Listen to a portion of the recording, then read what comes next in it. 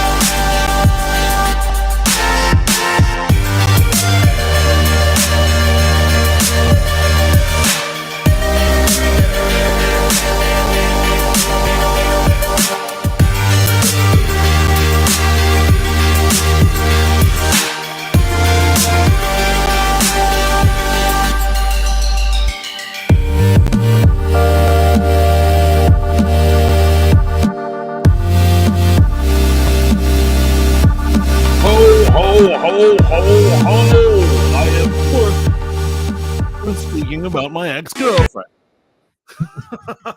Just kidding. Welcome to the Fanboy Modeling School Christmas Special 2024. I am the Fat Mantis. I'm here with my man, Steve, your Uncle Steve. Real name, no gimmicks. How the heck are you, big guy? I am living the proverbial dream, and it's Christmas. Are you obsessed with magic? I don't believe in magic.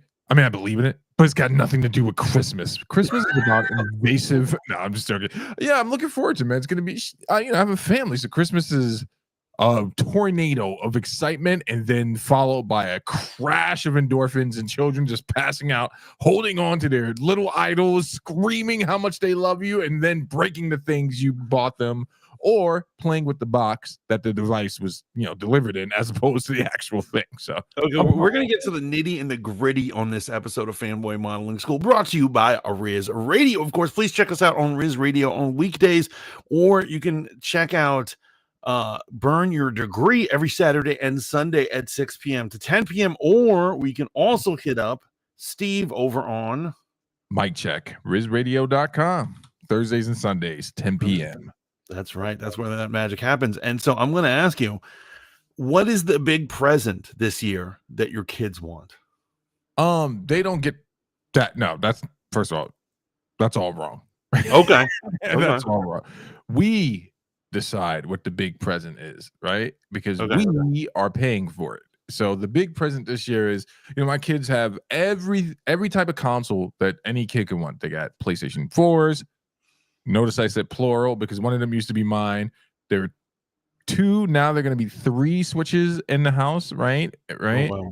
But the big gift is a actual PC. Like, we built them a gaming PC / school PC to use. So now, my eldest can play PC games if he wants, which is probably going to be Minecraft. But more importantly, it's something they can use to actually do work with. So we got him a gaming desktop, well, just a desk, and got a little chair, and that's gonna be the gift. You know how we have that playroom right there? The playroom is slowly turning into a little studio. He's gonna be streaming soon. So the question I have for you, you are a Christian, I am a Christian. Yes. The question is, do you tell your kids about Santa Claus? So, you know what? Right now, I do. The eldest one has already figured it out, but he hasn't, dropped the dime on it yet. But the 2 babies, I don't want to rob them of the experience of Santa, right? I don't want to rob them of the experience of that magic, right? And that level of innocence. I know biblically, I could just be like, listen, there's no fat German Trust me, a fat German has never given you anything, and he's not about to start. Yeah, and if he ever tries to give you anything, you call dad right away. But no, I just want that level of innocence to exist for them. And then, as they're older, and also I think it could be a little detrimental to rock the boat there too much. If you start going there like Santa's not real, then what else is not real? Next thing you know, your kids hanging out, rubbing crystals with hippies and so for instance, that's why I would not tell kids. And once again, I'm not a father. Anything I'm doing is armchair parenting. So that I'm parenting theoretical children that will theoretically grow up to be doctors and lawyers and never get in trouble. Yeah, exactly. But my idea is that to avoid the paganness, to avoid the crystals, I don't tell them about Santa. Really? Here's what it is. I'm experimenting with thought process. I'm not saying that is the way. I'm running stuff past you.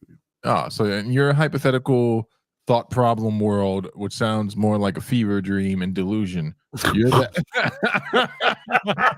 All I'm suggesting is I don't tell my kids about Santa. You keep saying your kids. They're not real, bro.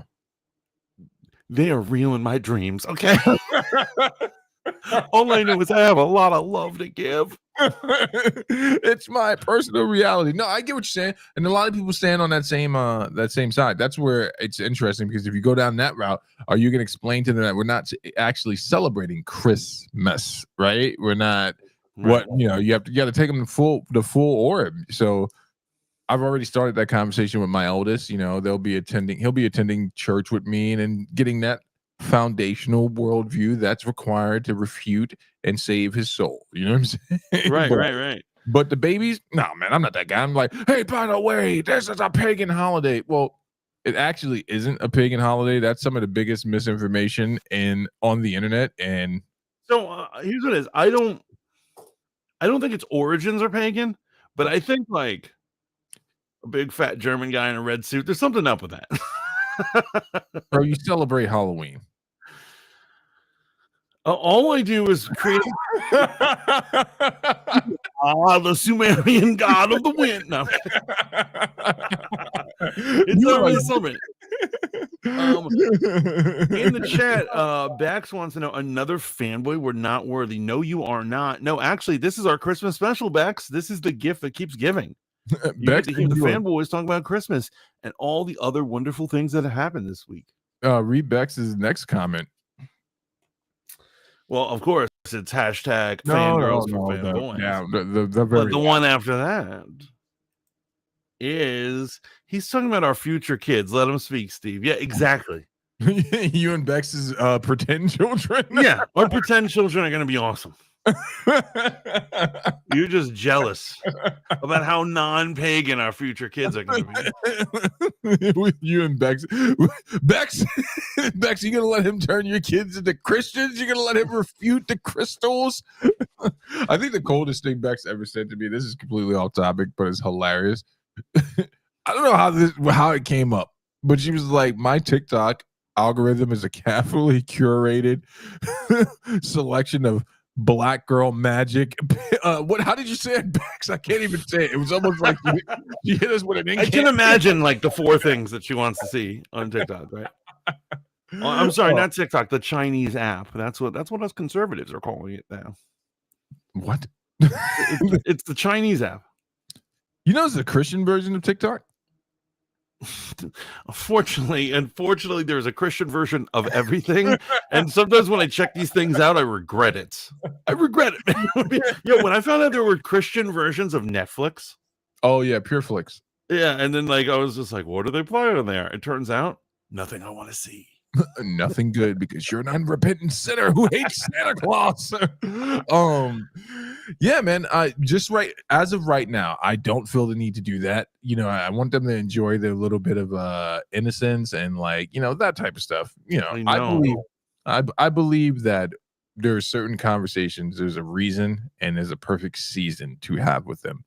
Right now, if any drunk uncle, hypothetically, winds up saying something that ruins the innocence of my children, I'm going to hit him with a very real.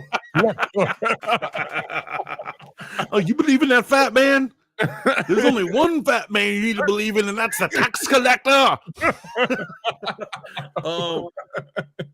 But honestly, you know what it is? It's like I feel you brought up Halloween, and we're talking about Christmas. Obviously, we're in the season of Christmas, and I feel conflicted about both of them. Maybe I will be childless. I will die childless and alone, and I won't ever have this problem. But now I'm in this thing where I'm like, do I want to teach my kids about Halloween? Do I want to teach my kids about Christmas? I guess I need to figure it out when it happens. Right? Well, here's the thing, man. It's a great evangelistic process. It's also an opportunity to ask yourself, of all the things you're going to refute in your child's life, will you just take the easy road? And not saying that you shouldn't refute them, right? But I've noticed that there's some people who armchair these situations, man, and just like, you're teaching your kids about Christmas and Halloween. I'm like, I saw your post about who you were going to vote for. And I've also seen your other post on Netflix, on Facebook in regards to other things. I hope your kids aren't on there. Right. Like I notice that you're not nice to your wife. Like what So imagery? actually, I'm going to admit where this topic came from.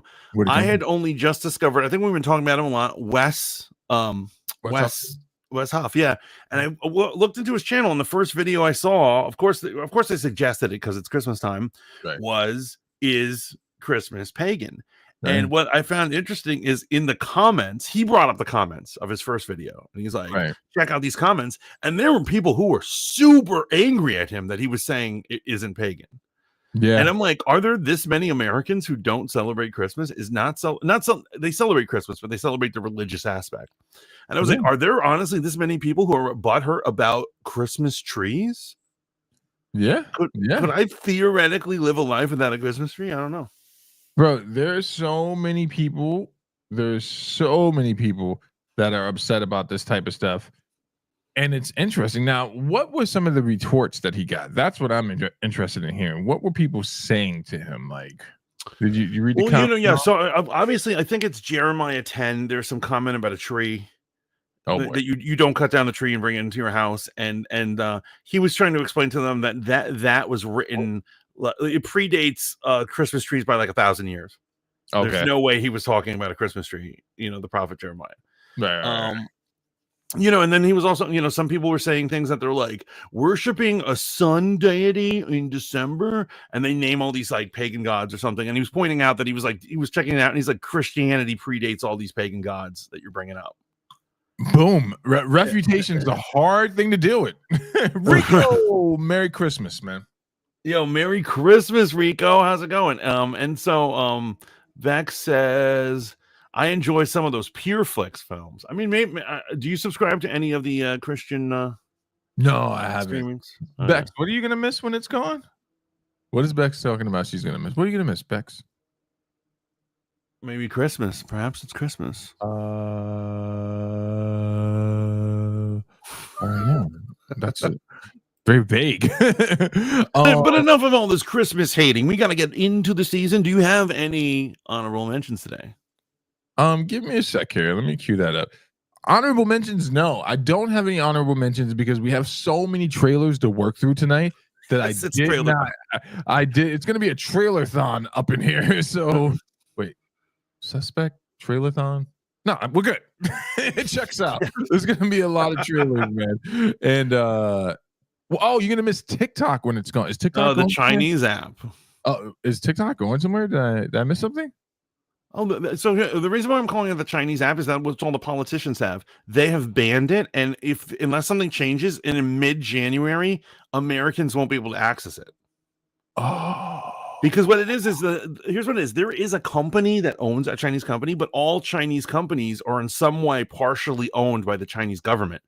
And TikTok actually takes more information than any other app. Yeah, it's a tracker. It's following you everywhere. It's sucking all your data. It's looking at all your photos. It's doing everything. And so the Congress decided that they were like, this is a spy. This is basically having a spy in your pocket for China. And so they have banned it. And the company that owns TikTok is suing. Yeah, and there's all this stuff going on. But unless something changes mid-January, no more TikTok for the Americans. That's crazy. So many people are about to lose a lot of money, man. So many people. Yeah. I mean, obviously they could just you can't monetize on Instagram anymore, can you? Like, no, you can't. Wow. Yeah. Oh my God. I'd be super angry if I was an influencer on TikTok.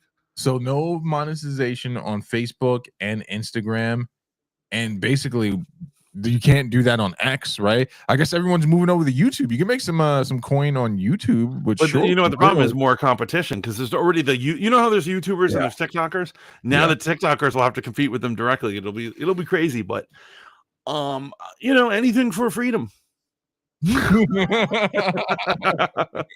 And that's where I'm getting a Chinese app. That's what the politicians have been calling it. They call it the Chinese app.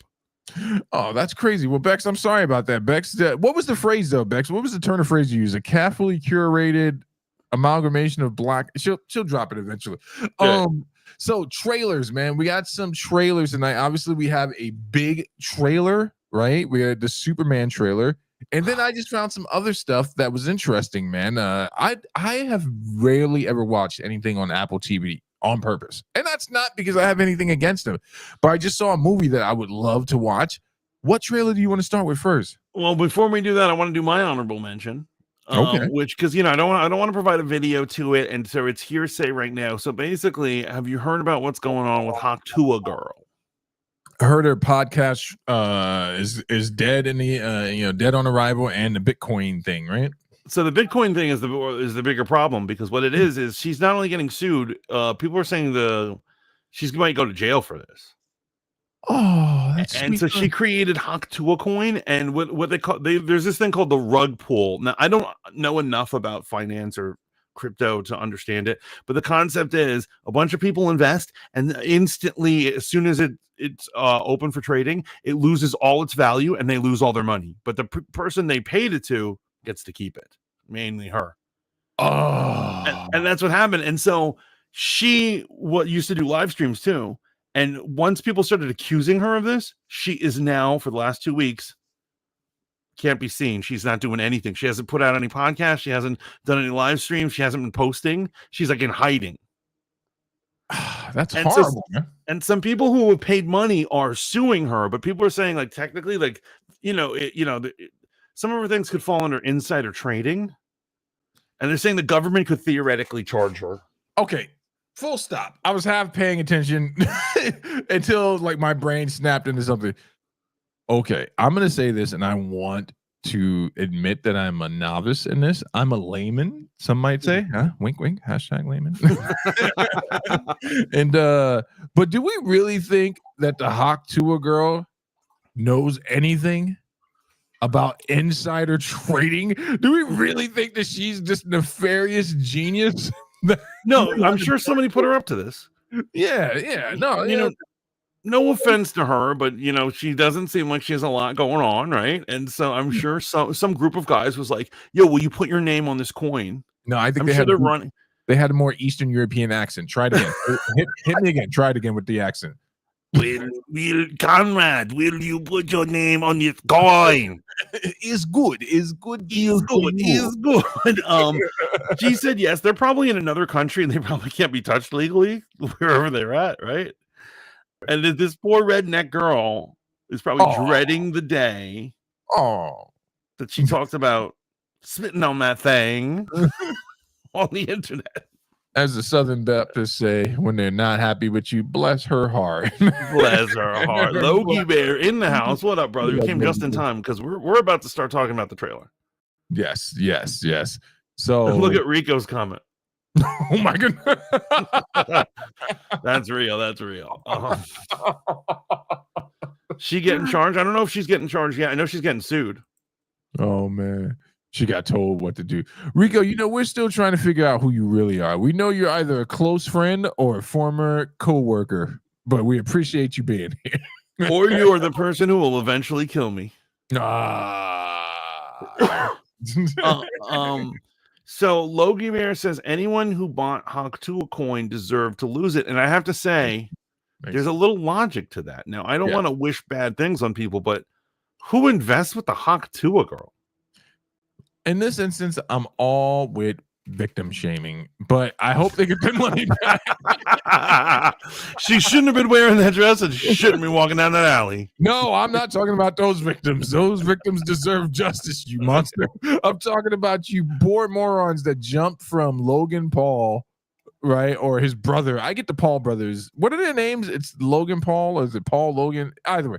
If you're buying coins from those guys and digi characters or whatever it is, man, don't do it. Don't buy or take advice from anyone on YouTube except for us, because we have your best interest at heart. And with that said, let's get to our first sponsor. No money. If you don't have no money, well, the Fanboy Modeling School can help you with that. Yeah. Oh, yo, thank you, DT Tubbs. Thank you for the love. Rico says they are Canadian. They live in Canada. Hey, Canada. You don't seem to have like a Canadian swagger. Actually, you know what, man, Rico, we also think you're our first real organic fan, and we don't want you to leave. Stay. But do you want to get into this the most important trailer? Yeah, Trailer to end all trailers. I guess it's time for Mantis to eat a little humble pie, admit that he's going to have to say, at the very least, this trailer hit him right in the old gizzards. So, yeah, first we're gonna watch it, and then we're gonna discuss all the crazy things you said, and we're gonna discuss why you're wrong. Welcome in, Pokey. Welcome in, Berlin.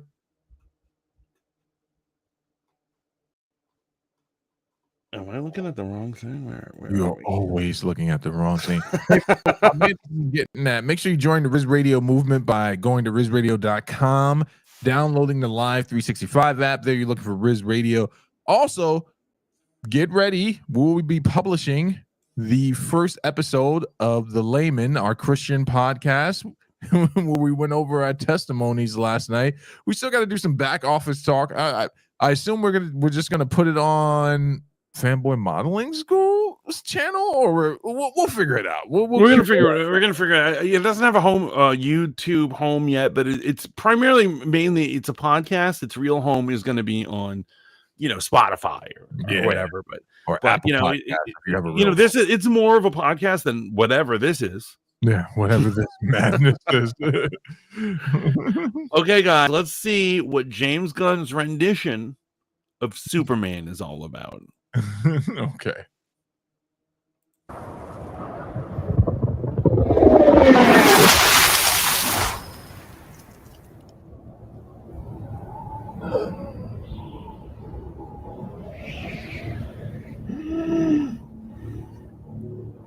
Somebody smacked him silly. Yeah, they broke the first cardinal rule. Superman's bleeding. Look at this dude.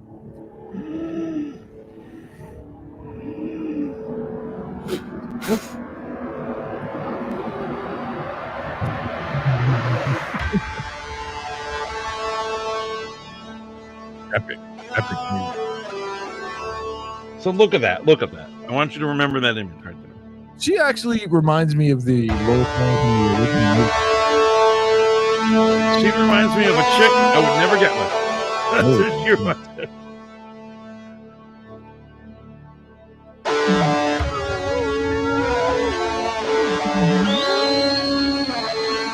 Actually, this is the field right here. I was like, oh, that was because we knew what was happening. We've already seen some of the promo shots. We already knew what was happening, but it does look clever. For a normie who doesn't pay attention. It looks like a great intro to the character that we're about to see. What do you think so far? I got to say, beautifully shot. Cinematography is huge for me. It sets the mood, the tone, and it's beautifully shot. And I love the fact that, okay, let's rewind here a little bit, man.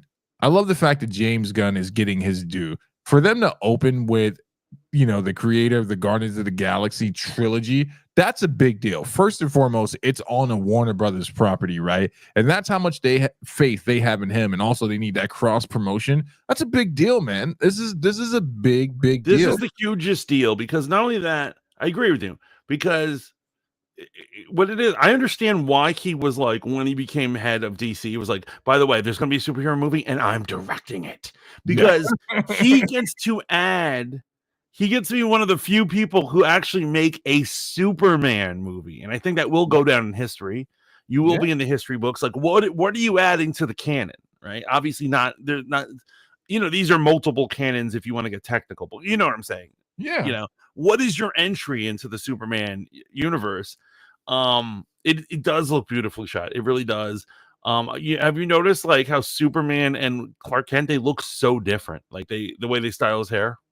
Yes. It actually looks very reminiscent of the actual Clark Kent, man. Yeah.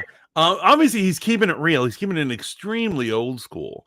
I'm about to use some harsh language, guys, but I'm doing this because I love you. Lois Lane looks like a bitch. Whoa. Are you feeling what I'm talking about, though? Right? No, what's going on, big guy? Share your feelings. What's going on, man? Well, let's check this shit. Hold on.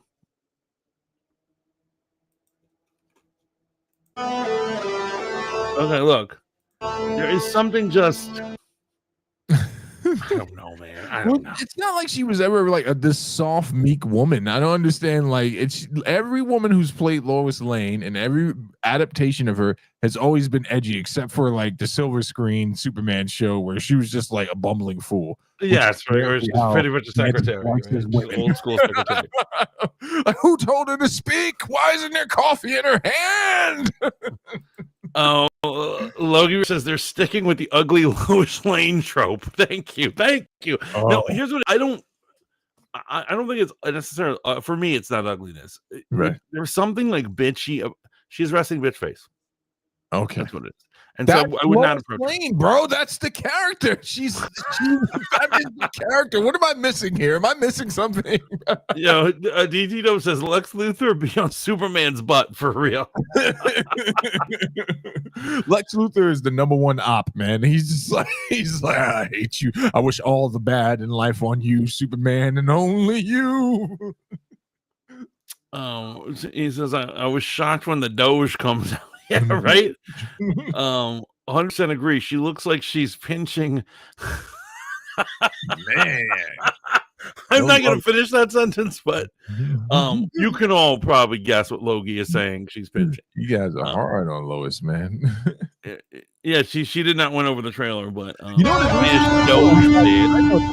know what this is, and it's not children. It's pause for a second. This is Mary Jane syndrome. I bet you all you guys like Mary Jane, but you didn't like. Well, wait. Did you like Mary Jane in the Tobey Maguire adaptation? Because I remember people were giving her smoke where they were like, "She's ugly, Mary Jane." Actually, so I will say, Mary Jane in the comics is supposed to be like the most gorgeous woman ever. So Kirsten Dunst is a classic, beautiful girl. Maybe not Mary Jane status, right? So she softened me up. And so I'm not critical. Basically, how can I criticize Kirsten Dunst as Mary Jane at this point? You know what I'm saying? It's iconic. Well, we all know you're old school Hollywood, right? If Mantis was a producer to be a huge cigar in his hand, like, here's the problem: the dame's not good looking. See, I'd be like, why'd you hire an Ugbo? Only the flyest honeys come to my casting couch. I'm sorry I have to put you guys through this. I'm real sorry about that. Sorry, man.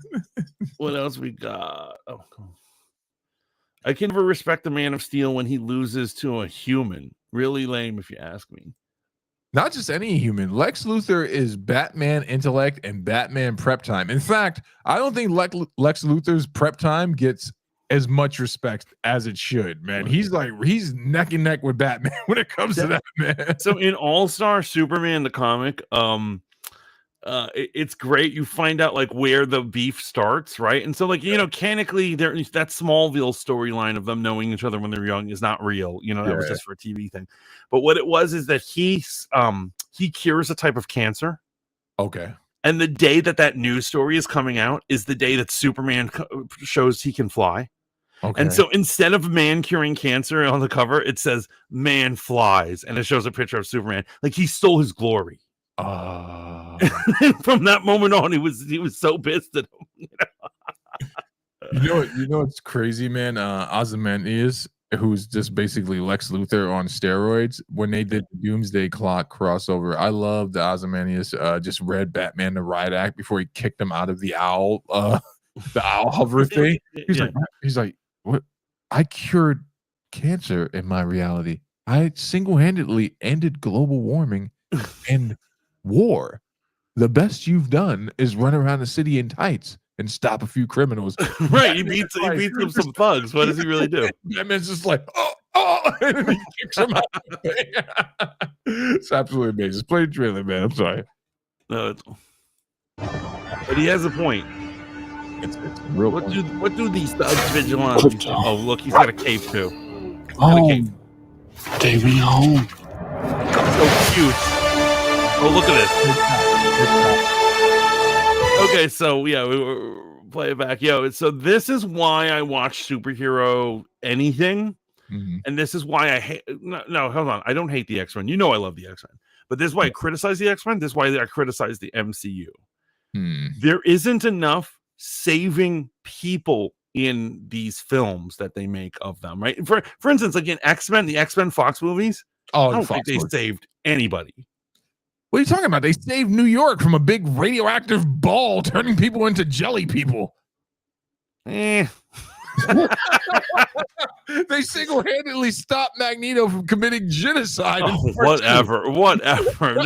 This is what I call this is what I want to see more of from the MCU, because basically both those X-Men movies and the MCU has gotten to this. It's all about the fights with them. They're having like these interpersonal fights with people. What about them saving people who are dying? People are dying every day. People need a hero to come save them. But you forget that the MCU is based off the Ultimate Universe, and they're dealing with actual problems, right? Yes, you should save the child that's about the little girl getting crushed by a guy. But they're dealing with like global issues. Your problem is you want your superhero centralized and localized, not really making. No, it's not that. But in the middle of fighting, they should also be worried about saving people. And Iron Man doesn't save nobody. What are you talking about? He saved mad people in all those movies, man. No, all he does is kill. All he does is kill and cuss. Kill and cuss. Yo, watch this shot right here. Look at that. That is amazing. It's a beautiful shot. See, that's when the trailer had me. That is Folks, absolutely. Do you hear the fervor and the love in his voice here? Remember that just 3 weeks ago, this man had a poster up on Fanboy Modeling School calling for James Gunn's head. You know what he's drinking right now? It's called Humble Juice. Humble Juice. Let's see. DT Dove says MJ was annoying. She was, and she always has been. She's actually tolerable in the game, Berlin, in the Sony Spider-Man game, which is the best version of Spider-Man to date right now. In number 2, MJ was a 3. That chick was busted. Logie Bear says Tobey Maguire's MJ was a solid 6. I really want a good Luthor. Author hasn't been done well on the screen. I guess he means Luthor. I guess it was an autocorrect. I know what Mantis means. The humans are just in the background. Exactly. They're just there to be as they should be. They're back there. Listen, you want to save one child, or you want to stop aliens from invading the planet and killing everyone? Logie Bear knows what's up. He says Iron Man caused 80% of the problems in the MCU. Yes, I'm glad you said that, Logie Bear, because Superman's Boy Scout factor has caused so many problems. In fact, him and Batman are neck and neck with the no-kill thing. You know it's true in the comics. How many times have those two characters been read to riot act like, you could have stopped this? If you killed, yes. But also, once again, a real Batman movie is going to show him saving people. And I love in the last Batman, which I really didn't like, he doesn't save anyone, or he's not even a competent hero throughout the film. And then at the end, when they by thugs in the very beginning of the movie. Yeah, he beats up those guys, and then the rest of the film, he's completely incompetent. He allows people to die, and he fails. He doesn't even solve the crime. The villain turns himself in after completing his murder cycle. He's the most incompetent super. Basically, having Batman protect your city is like having no one protect your city. You know what I'm saying? So, I'd rather Plastic Man protect my city if that's what Batman's going to do. If one human dies in this movie, I'm coming back for you. They can fail to save people. That's fine. But what I'm loving the attempt. Evil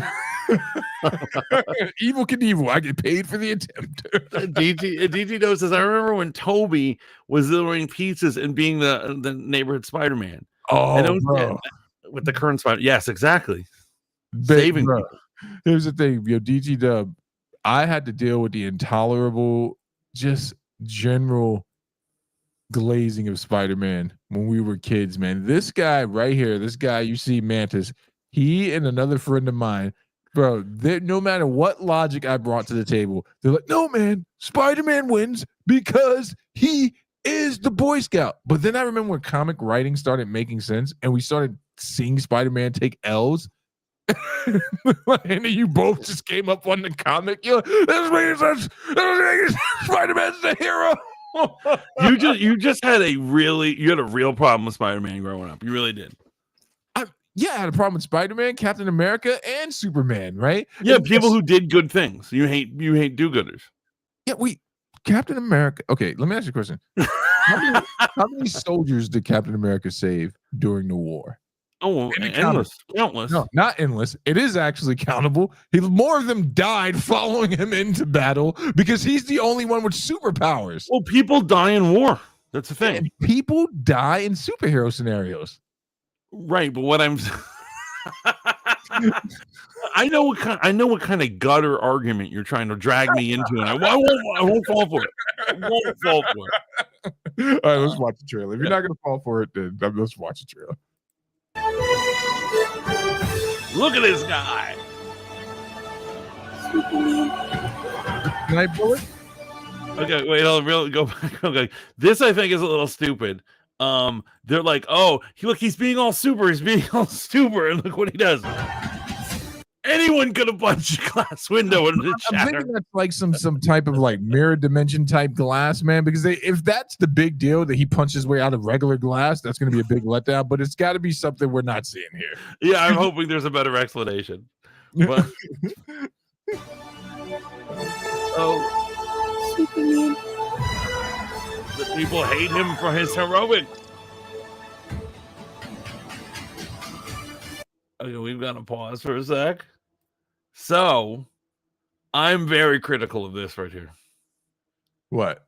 Guy Gardner. Now, here's what it is. Everyone will say it's true. In the Guy Gardner is known for his crazy bowl cut.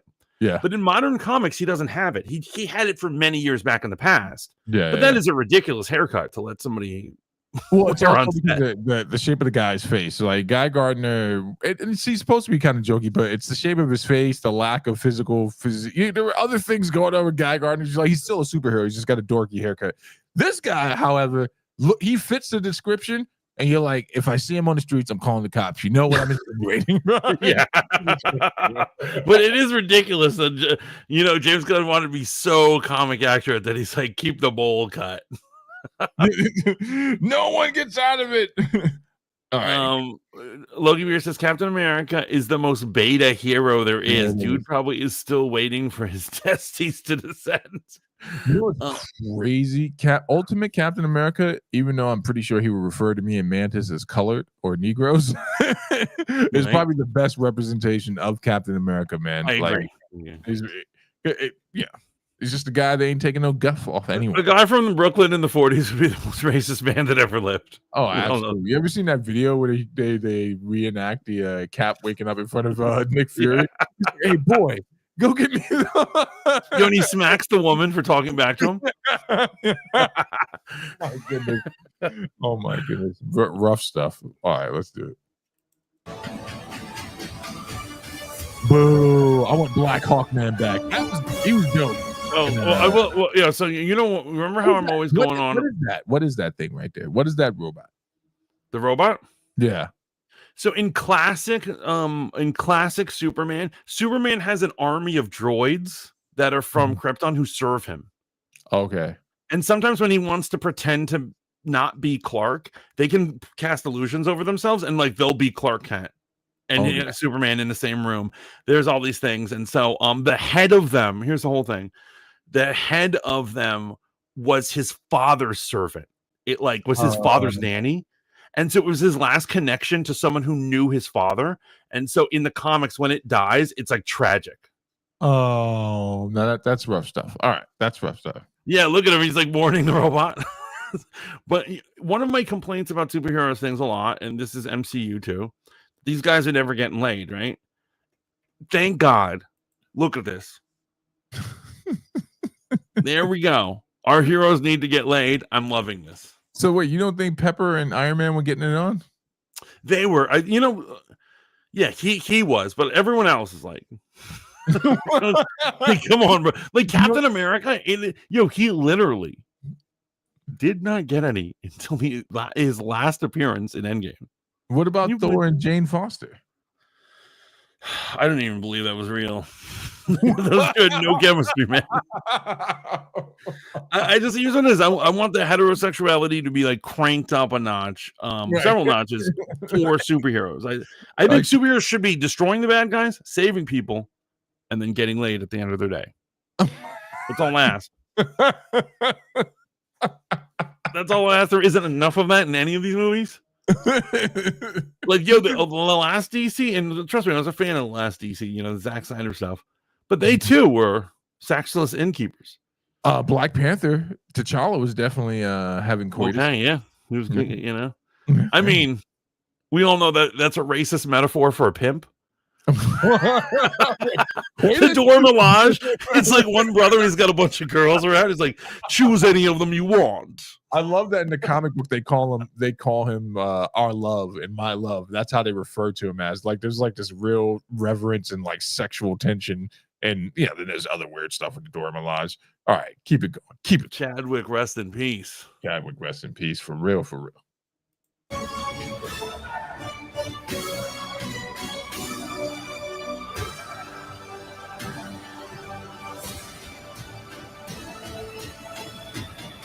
There he is.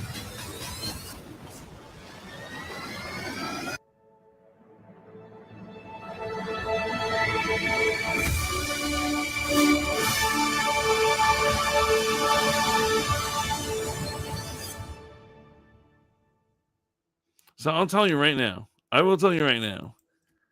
This trailer dropped, and at first I was like, I like half of it. I hate the other half. Right? Really? But I kept watching it. I couldn't stop rewatching it. And it was just, and I started to realize, I was like, well, it's haunting me. It's having some effect on me. Probably good effect. He says, it's haunting me. And like, now I'm obsessed with seeing this movie. And I'm like, well, now it must be good. It's the power of marketing. It's the power of the fact that we know that James Gunn, in spite of all the things that we've said leading up, but I think we also said he's a real comic fan, man. He's a real fan of continuity. You know, he's, as Courtney had said in our group chat, he was like, he's not scared of the comics, and I will give that to James Gunn. He is really making a true comic book movie right now. I'm gonna go see it day one, man. We're gonna go see it day one. I'm not upset with the trailer at all. It kind of restored my faith in everything that was leading up to it. I was just getting very worried seeing all the stills and all the shots. I was so worried about Crypto, and as a matter of fact, when this dropped on my first viewing, I was like, "Oh, they have that stupid dog in there." But I'm starting to think about it. I'm like, that was a really cool way to put the dog in. Like, the dog has to carry him home. Yeah, absolutely. So now I like Crypto. Since we're on trailer madness, what are you giving this? 2 thumbs up or 2 thumbs down or 1.5? I'm giving this 2 thumbs up as a trailer. It has really worked for me. There's a lot of stuff. I'm really excited. Once again, it quelled a lot of my concerns. And remember, so the other day, you know, you were in the group chat, and I was talking about you were how I thought it was going to be a bland city. I was like, this is going to be a lackluster movie. And now I'm excited. And actually, I haven't been excited to see a movie in a while. Right. You know, so I'm there for it, man. I'm there. Even though I'm tired, you know, work is beating me down. It's stealing my Christmas joy. This was a nice surprise. I was walking around work, and a young man who works in the inventory department basically materialized out of nowhere. I didn't even see him standing next to me. He's like, "Hey, you like comics?" I'm like, "I love comics." It's like, "You see the new Superman trailer?" I'm like, "It came out?" He's like, "It dropped right now." And we went to the back office and showed me the video, and I was like, "This is actually really, really good, man." Really. So there's only one thing that I've not been won over on. What's that? It is that ugly ass suit of his. That suit looks like cosplay. It is not high quality.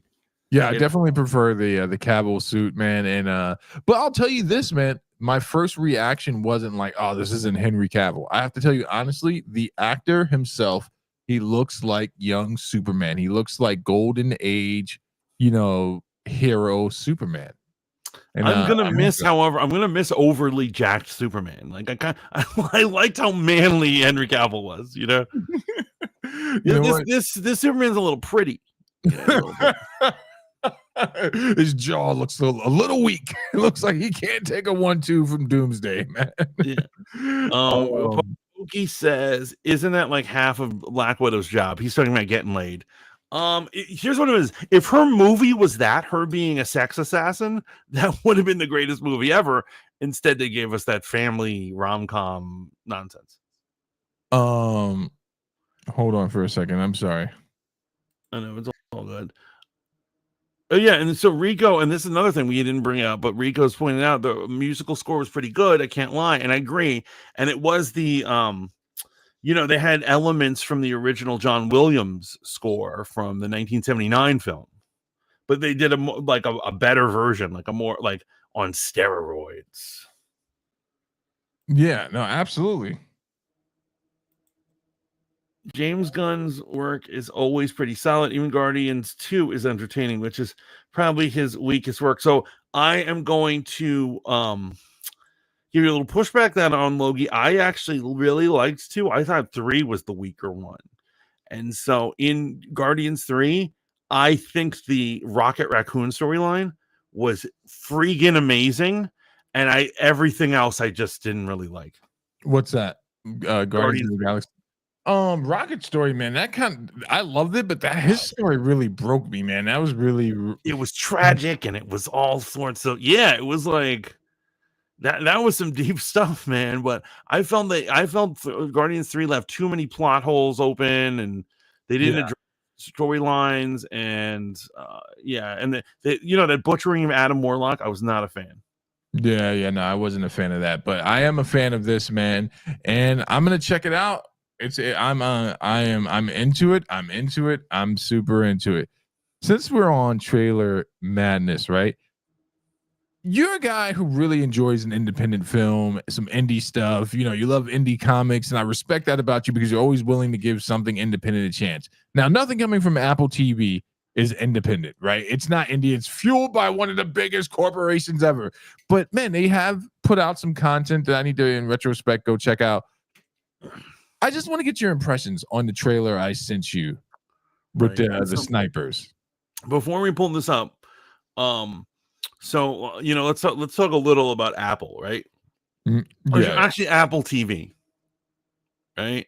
Right. So Apple TV, they make this fatal, idiotic mistake, and what it is that they cater. Basically, they market all of their shows to incredibly wealthy people. And what they don't realize is they need us broke fools to really make money. You know what I'm saying? For something to be popular, it has to be populous, and therefore, you know what I'm saying? And like the average man needs to enjoy it as well. Yeah, no, absolutely. And so a lot of the stuff on Apple TV Plus, in my humble opinion, is unwatchable. You know what I mean? I'm like, it's too highbrow, or I don't get it, or it's too high concept. There's a couple of things I do love on that streamer. Like, for instance, Severance. I love that show, Severance. Yeah, I know you love that one. Yeah, but a lot of the stuff, like for instance, did you try the soccer show? I've only ever watched clips, and every clip I've watched has been hilarious, but I can't bring myself to watch it. I've tried to watch it. I do not find it funny at all. Again, the clips, hilarious. I don't know if I can sit through the whole thing. I know my wife was super into that daytime news show they had on there for a while. Right, the morning show or something. Yeah, and then and that's like Jennifer Aniston and Reese Witherspoon. Yeah. It's woman fuel, right? Yeah. They have what else? They've had a couple other things, but a lot of it I always find them just it doesn't touch me in the right way. Like it touches me in the wrong way. Like for instance, everyone is saying watch Palm Royale, and that's Kristen Wiig or whatever, a comedy, and Ricky Martin. No, thank you. And I just it just I don't even have words for how unentertained I was. I wanted to watch the one show Jason Momoa had where it's like a bunch world full of blind people. That's supposed to be really good. See. Not the most original name for a show. But no, I did watch a little of it. What I've seen of it, I enjoy. Oh, good stuff. Good stuff. Yeah, yeah. So But that's why I'm interested to see what you think about this trailer, because it's the young lady from the Gen X movie. What's it, Gen X? Young Mutants movie. The Young Mutants movie. yeah, it's Untitled Joy.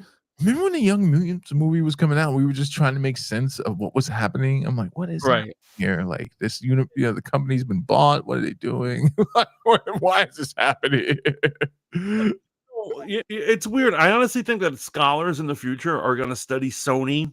They're going to study Sony and they're going to study Fox and like the weird decisions they made. Yeah. Because here's what I'm saying. There's a lot of writers in the world. There's plenty of writers who could have made those movies good. Yeah, absolutely. And there's plenty of choices they could have made. Like, have you heard about this new thing about Sony? They could have had Spider-Man in some of the movies, and they thought people didn't want to see Spider-Man.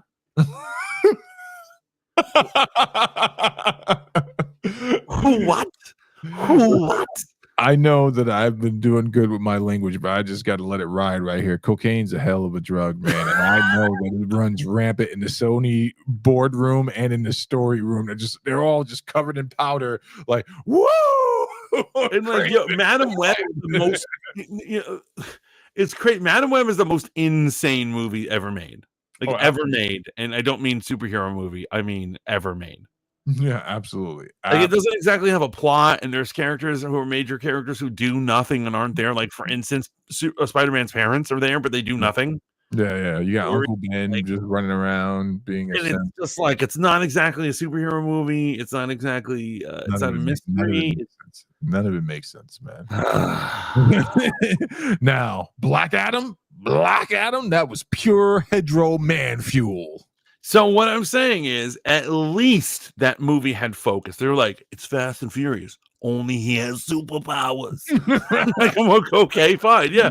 You know what I'm saying? It's just like, you're like, no, you don't understand. The action doesn't stop. It just keeps going. Keeps going. I remember the last time I watched that movie, and I was like, man, they don't really give you a moment to pause. They're like, story, fighting. Like, you know what it is? Because if you take a moment, a breather, you will start to realize the story doesn't make sense. Right. But here's what I'm saying. I'm fine. Obviously, I don't want all my superhero movies like this, but I'm fine with a superhero movie that has endless action. Like, I'm not going to complain about that. Shout out to Black Adam for the resurgence in the comics too. They tried some stuff. They actually tried a story arc where he quote unquote dies and he relinquishes his powers to an ancestor who happens to be a young black kid. And I gotta tell you honestly, it wasn't a race swap. And I actually was digging the story. He's just a descendant, and it's dealing with how Black Adam got his powers. I don't know if you know this, but he snapped his nephew's neck to get the whole Shazam. Oh yeah, in the comic, yeah.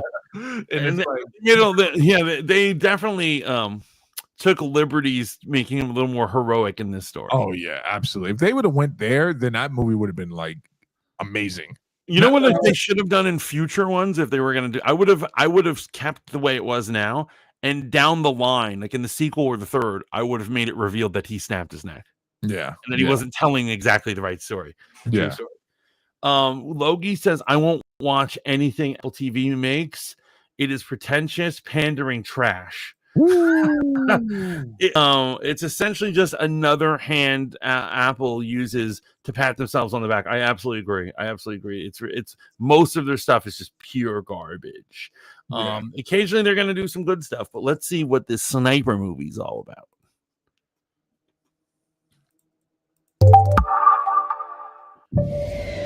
Okay, so it's beautiful on Joe. I'm already into it.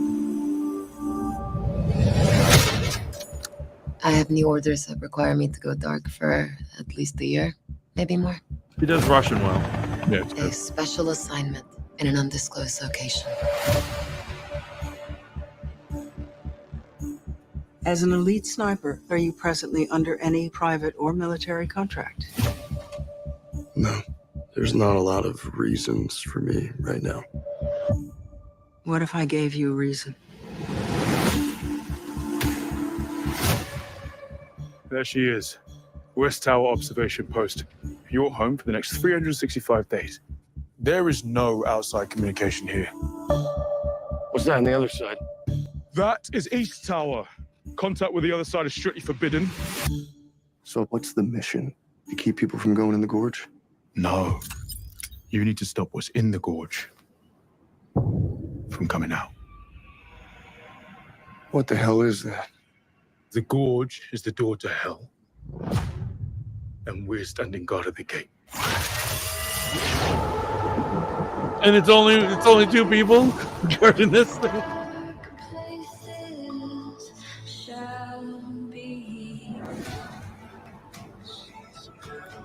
I mean, why don't they have an army guard it? You know how much it costs to keep hell from coming on the earth? Man, you got to be reasonable, Mantis. So the movie already looks really sexy. I wish it was her showering, not him, but obviously they're gonna, I assume they're gonna be having, Coitus. sign sex. Like, what are you wearing? They're gonna write signs. It is interesting. This definitely seems like it's worth a watch. Logan says, who is seeing Craven? Nobody. Nobody knows.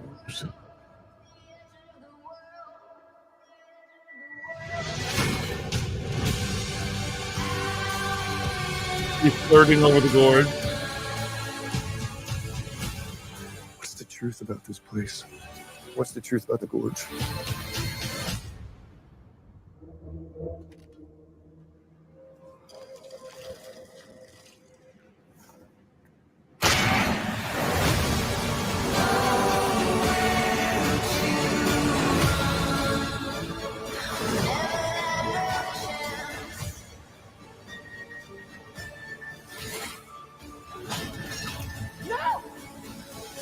This is the response you want from a woman in this situation right here. I've never known a woman like that.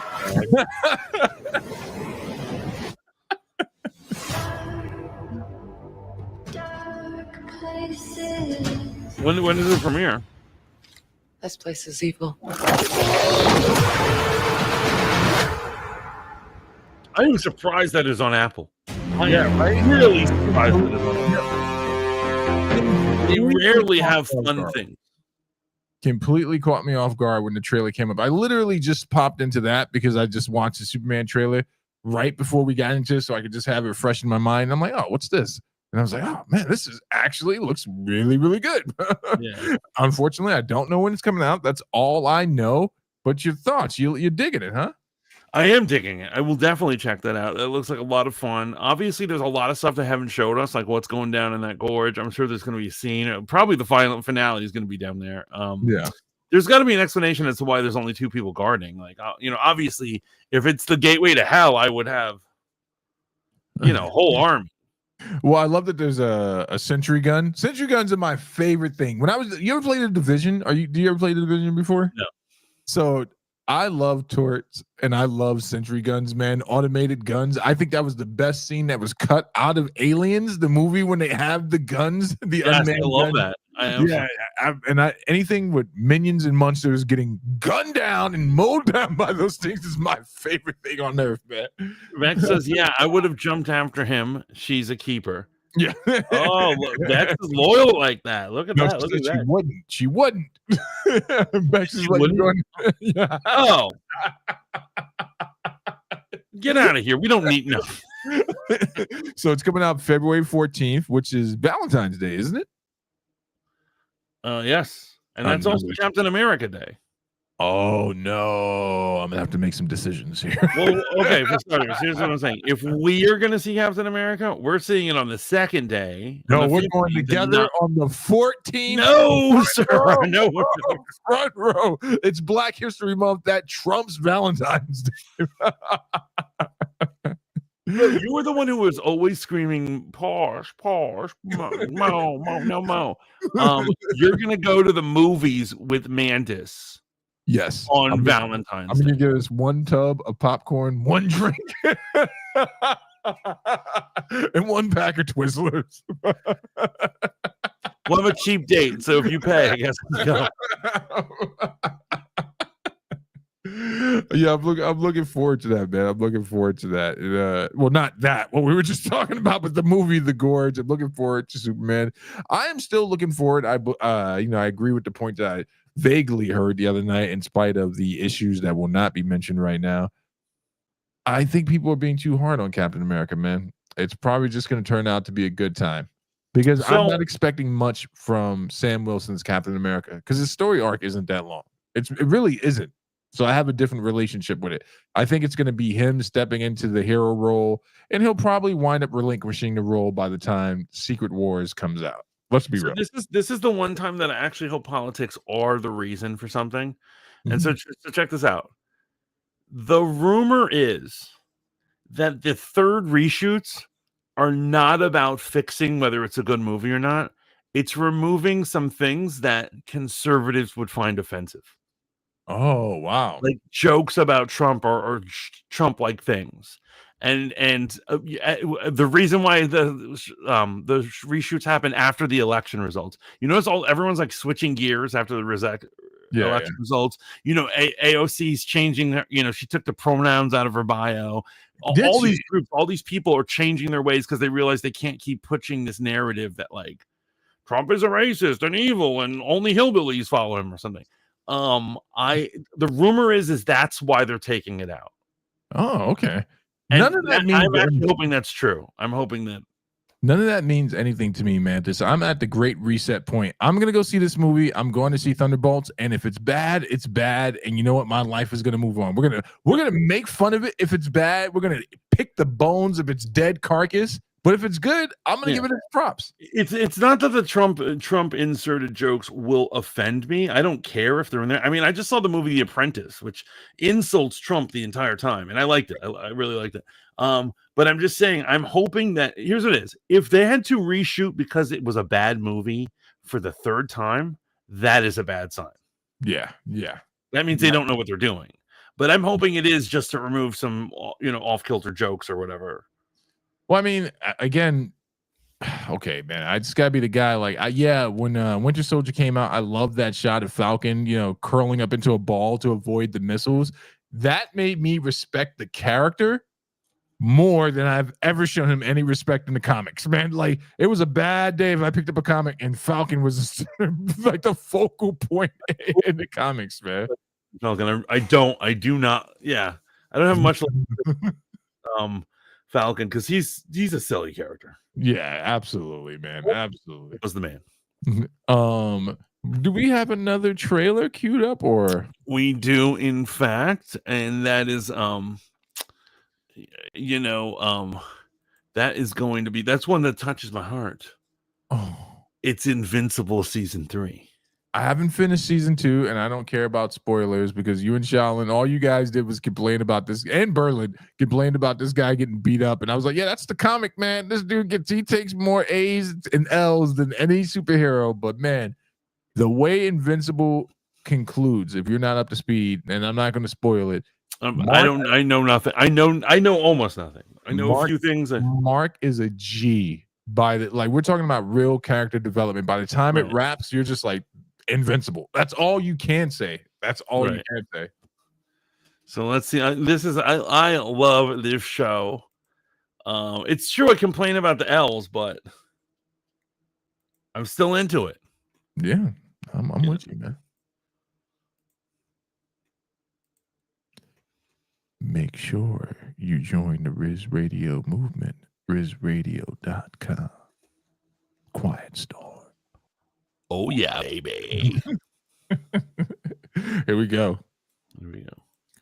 Over the last 90 days, Mark's speed has increased 65%, his endurance 70%, and his strength 138%. Fuck me! Way to make a hero feel inadequate.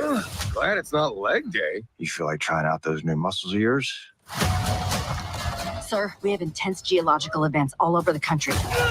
Are you working with D.A. Sinclair? He turned people into monsters. You don't waste people like that. You reform them. You killed Angstrom Levy. Should I lock you up too? You know that was different. That was well done. Mark, we can be the good guys, or we can be the guys that save the world. We can't be both. Whoa. I'm already in love with this. Yeah. I love that. He's like, we can be the good guys, or we can be the guys who save the world. Exactly. We can be the guy that stops to save one person, or we can save the planet. And it totally makes sense that that evil mad scientist they did not kill or arrest or put in prison, that they instead put him in a lab, and you're like, you're gonna work for the American government now. Yeah. Like making doom bots. Yeah. All day, every day. Man is here. He told me the O was for Oliver. Cecil, I can never trust you with either Mark or Oliver's lives, no matter what. Ouch. Oliver, you gotta look out for other people. You guys are in big trouble. Oh, you want to call for help? I love these guys. Yeah. You're outnumbered and outclassed. And out of luck. And now I say something. With you on our side, we can win this war. I'm not on anyone's side. I disgraced my people. So help me, Mark, and whatever that other kid's name is, stop the Empire. What are you hiding in here? The White Room is for my protection. Protection from what? From you, Mark.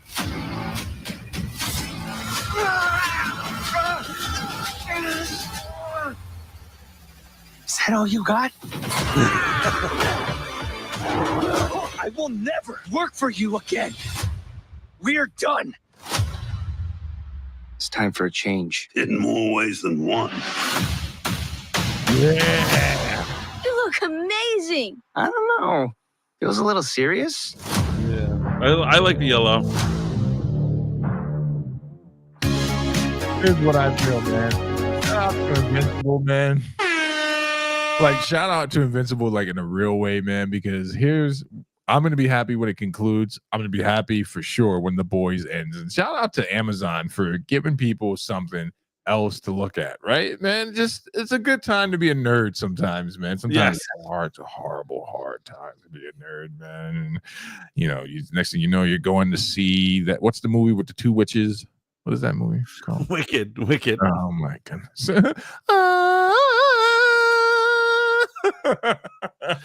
Oh, yeah, no, honestly, and you know, it's like Invincible's kind of technically like in a league of its own, because like obviously adult cartoons have been a thing for a while, but like superhero action adventure adult cartoons like aren't a thing, and so I'm glad that this exists.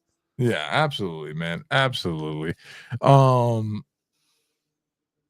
It's gonna be a good time, man. It's actually put me in a good mood, man. And in regards to the podcast, before we got started, I was super tired, man. But watching Superman, watching The Gorge, watching this, it's got me in a really good mood. Now you're gonna make me be in a really bad mood because we're gonna have to do some political commentary. Yeah, we gotta do some political commentary. Sorry, bro. Sorry about that. Before we get into that, Pokey says, I love the laptop gun from Perfect Dark. 64. I used to love that that game. I really hope that I heard rumors they're gonna remake it, like upgraded graphics and stuff. Yeah, would love for that to happen. Throw a suitcase and it turns into a sentry gun and attaches to a wall or floor. Yeah, I love that. Oh yeah, absolutely. Yeah, I'm sick with it in in Division, man. Like I'm running around, that sentry gun goes before me everywhere. You just hear click click. And throwing it up in weird glitchy places where the NPCs couldn't defend themselves. I'm like, rain down death, bot. Like, it does not work against other players though. Like I'm telling you, these Division nerds, they're worse than Call of Duty players. You throw that thing out, I've seen people shoot that thing out in the air when you throw it up, bro. But I love the Division. Can't wait till the Division 3 comes out, man. Okay. All right, let me just cue up the next recording for the track before we get into. All right, time to talk about politics. Wait, I don't understand. Since when do you not like talking about politics? I love talking about politics. I don't like the way I feel after we talk about it. I'm just like, everyone is so affected and weak. Everyone's so affected. I'm mine, man. Are you kidding me? I'm loving this stuff. And so this one you'll like. Okay. This first one you'll absolutely like, because it's about your favorite DA. Oh, Fani. Fani Willis has made the news today. Oh, Fani. So she has been released from the case. And been as a through a lot. result, the case is falling completely apart. It'd been falling apart for a while. Yes. But this was definitely like when you have The View turn against you and say you fumbled the opportunity. And they're not talking about the opportunity of her career. They're literally talking about her opportunity to persecute the most evil person in history, according to them. Right. Forget all those other dictators, right? That just forget those dictators that killed millions of people, all that stuff. This guy, you have one chance to stop evil in their mind, and you right. And you know, when they're not on your side, they're on your side. They have the craziest coping skills. Yes. Like if they like you, if they like what you're about, they'll say the darndest things when you lose or fail. Right. And somehow they didn't even have that energy for her. Actually, this goes against a common narrative. Where were the people to protect Fani? Where were the people to protect this black woman when she was being just completely dragged by her own man? Actually, so you know what it is like obviously like I personally don't agree with that, but I do agree with what you're saying. Where is the left who supposedly is looking out for black women? Right. Where were they? Why did they not have her back? Why did they not protect her? I agree. Well, another failing of the left. Yeah. Another point of hypocrisy. But here it is, Mr. Anthony Brian Logan. We're gonna get right into it. Been removed from the Donald Trump quote unquote election interference case, all because of her improprieties with the gentleman right next to her in the pinstripe peacock suit. Let's talk about it. How's everybody doing? My name is Anthony Brian Logan, and today we got to talk about Fulton County, Georgia District Attorney Fani Willis being removed from the Donald Trump quote unquote election interference case, all because of her improprieties with Special Prosecutor Nathan Wade, who she brought onto the case right when she announced that she was going to indict President Trump. Now, there is so much here.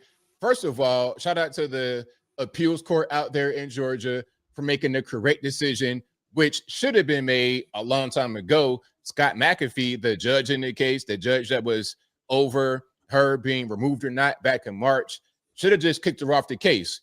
What he did was say, hey, all right, Fani, we see you got something going on with Nathan Wade. It's improper. You guys have a romantic relationship.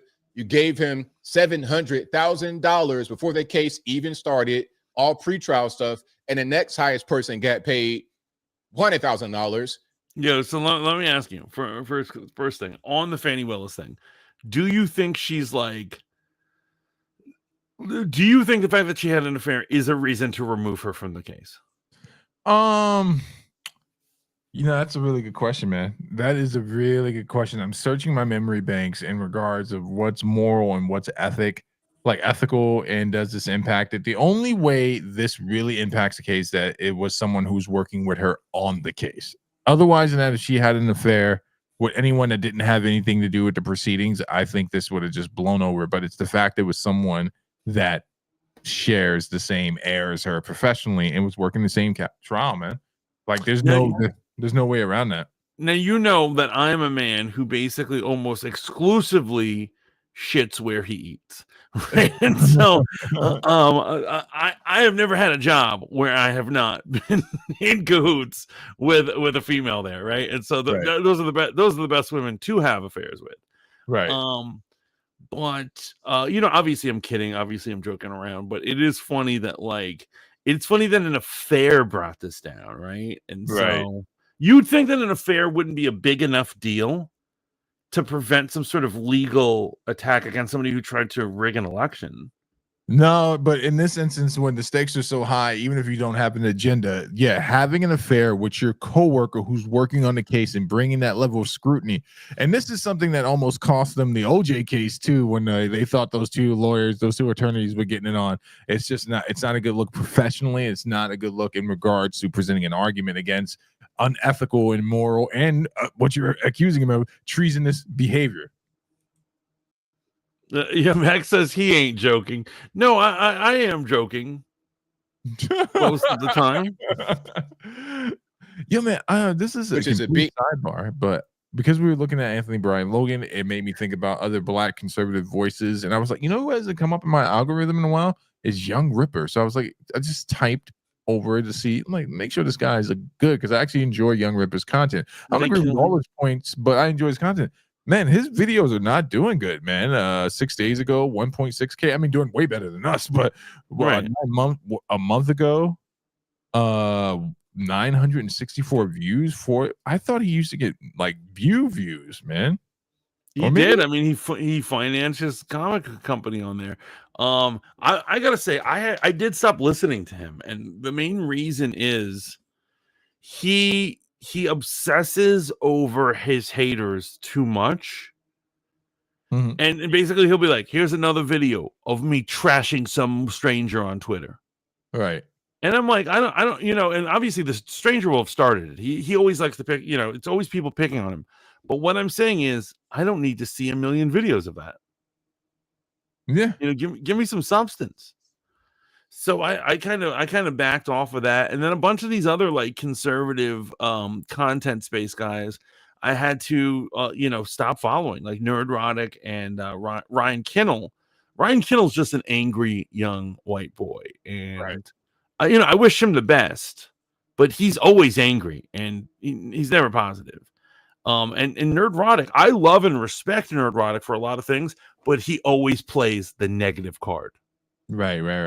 Like he can't enjoy anything. And I'm kind of over these people who can't enjoy things, This also goes to, and we'll get back to Anthony Bryan Logan, because my point will tie into his content and why I think he has the staying power.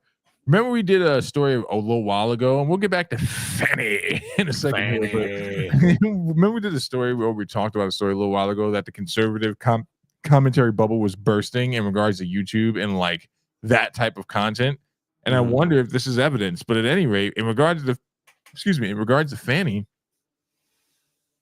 I really do think this, like, I wish I could have saved her from the bad decision. I have nothing against this woman personally.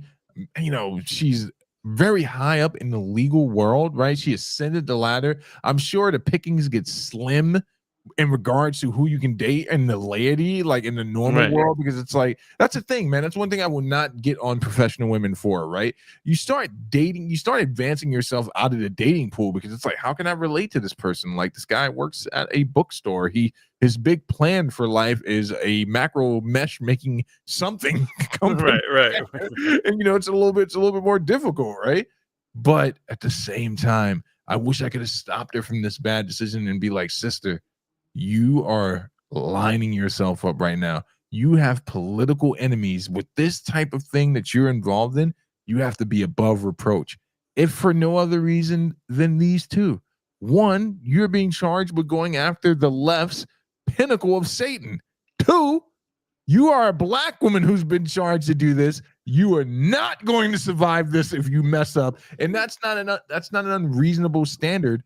It's just the standard. You can't be in the public limelight like that and do something like that, and I'm considering all human failings and all that stuff. I hate to be an identity politicist, but I will absolutely agree that when you are a minority, having a degree and having the resume, equal to like a white counterpart, that will get you halfway.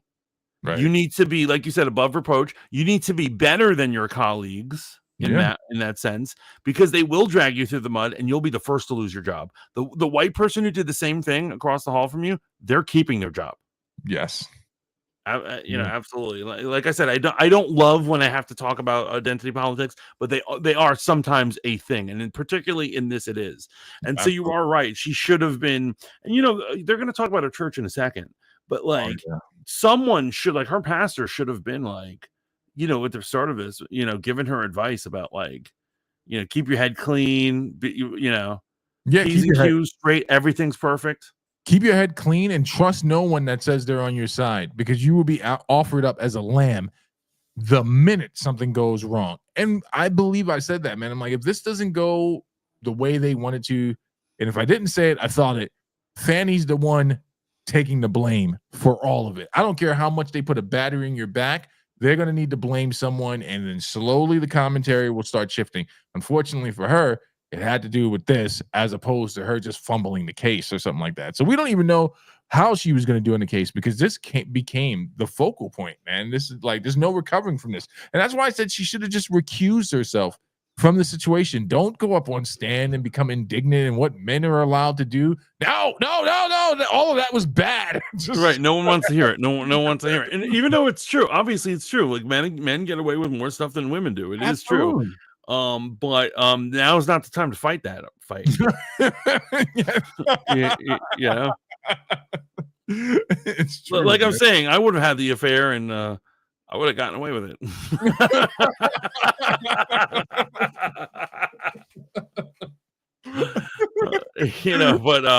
But so this is let this be a lesson to all you sisters out there, man. You gotta that's why I keep trying to go ahead. Yeah, for every, you know what I'm saying, for every mile your opponent swims, you've got to do too. And it's a sad fact, but it is a fact.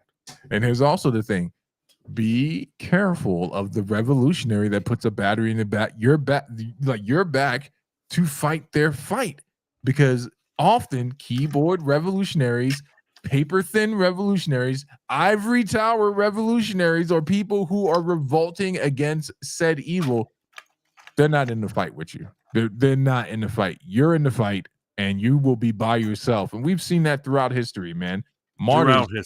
Martyrs are usually the people who are just like, I was just trying to do the right thing. They made me do it. Anyway, let's get back. But they'll hype you up. Yeah, they'll hype you up. You're like, you're on a crusade. You got this. And as soon as the chips are down, they do not have your back. Nope. They ain't paying for your motel. Nope. You're out on the street, you know what I'm saying? Like, not at all. You're all alone. Big gap. Okay, that's a really big gap between what he got paid and what the next person got paid. Although we see all that, I'll give you a choice. You can either remove him and stay on the case, or keep him and recuse yourself. Now, if she recused herself back in March, when given the opportunity, the case would have died for the most part. Let me just back up a little bit to give some context. Now, this picture right here was right when they announced charges against Trump. I think it might have been 2020, 2021, right around that time. This is right then. Now, before this, they had visited the White House to the Biden administration. Fani Willis and Nathan Wade, who you can see right here with the custom suit with his name written right there on the cufflink area. Okay. So they go to the White House. What are they discussing? I'm not going to say that they discussed trying to keep Trump out of the White House, trying to get Trump locked up, career building for Miss Willis. I'm not going to say they said that, but what else are they talking about? Okay. Why is Mr. Nathan Wade over here, the magistrate judge, the traffic ticket judge? Why is he in the White House? For what? Why? And why is he right here, right next to Fani when she's announcing the charges against President Trump and many others? For what reason? I think we can all put 2 and 2 together to get 4. Now, when she announced the charges, it was not known that she was in a romantic relationship with Nathan Wade, who, by the way, has been married the entire time. Oof. I don't think he's divorced yet. And I believe part of the reason why this whole thing got exposed is because the wife came out and said, hey, where's my husband? He must be with this lady. Because they're all around Atlanta. They weren't even really trying to hide it. People saw them. I know people in the street that you were never going to meet that told me they saw them together. They were also spotted in different parts of the country. They were on the cruise, and these things weren't even denied. If you gave him $700,000 and he is not a rich man, he did not have a lot of money before that, then logically speaking, if you guys are in a relationship, that money is going right back to you in one way or another. Whether it's him taking you on a nice trip, taking you to a nice hotel, taking you to dinner, buying gifts, whatever it is, you are benefiting from that money. And legally, you cannot do that as a DA. Yeah, the other part so of it was improper for. That's the other part of it, was the misallocation of funds.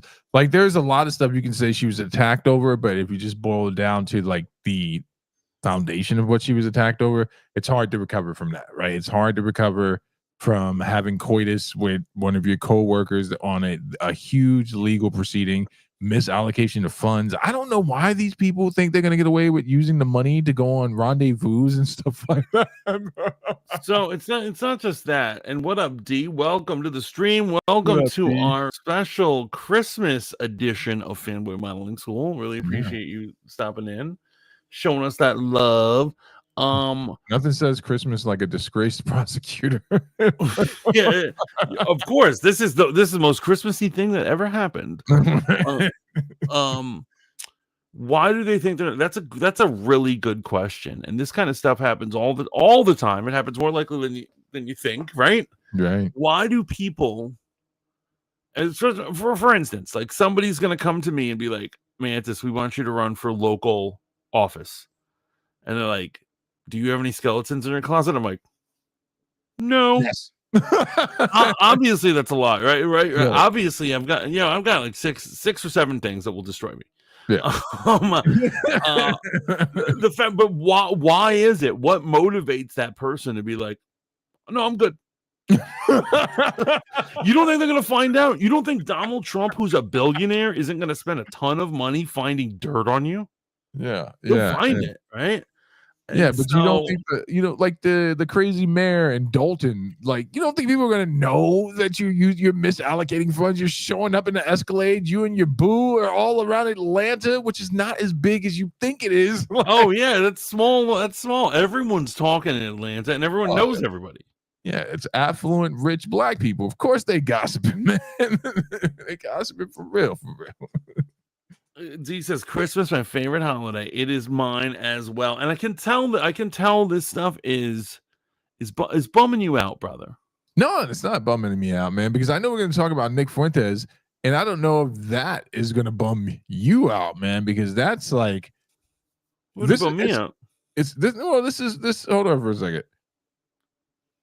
Nick Fuentes, near assassination attempt for being a content creator and using his American given, I won't say God given, but American given right to free speech.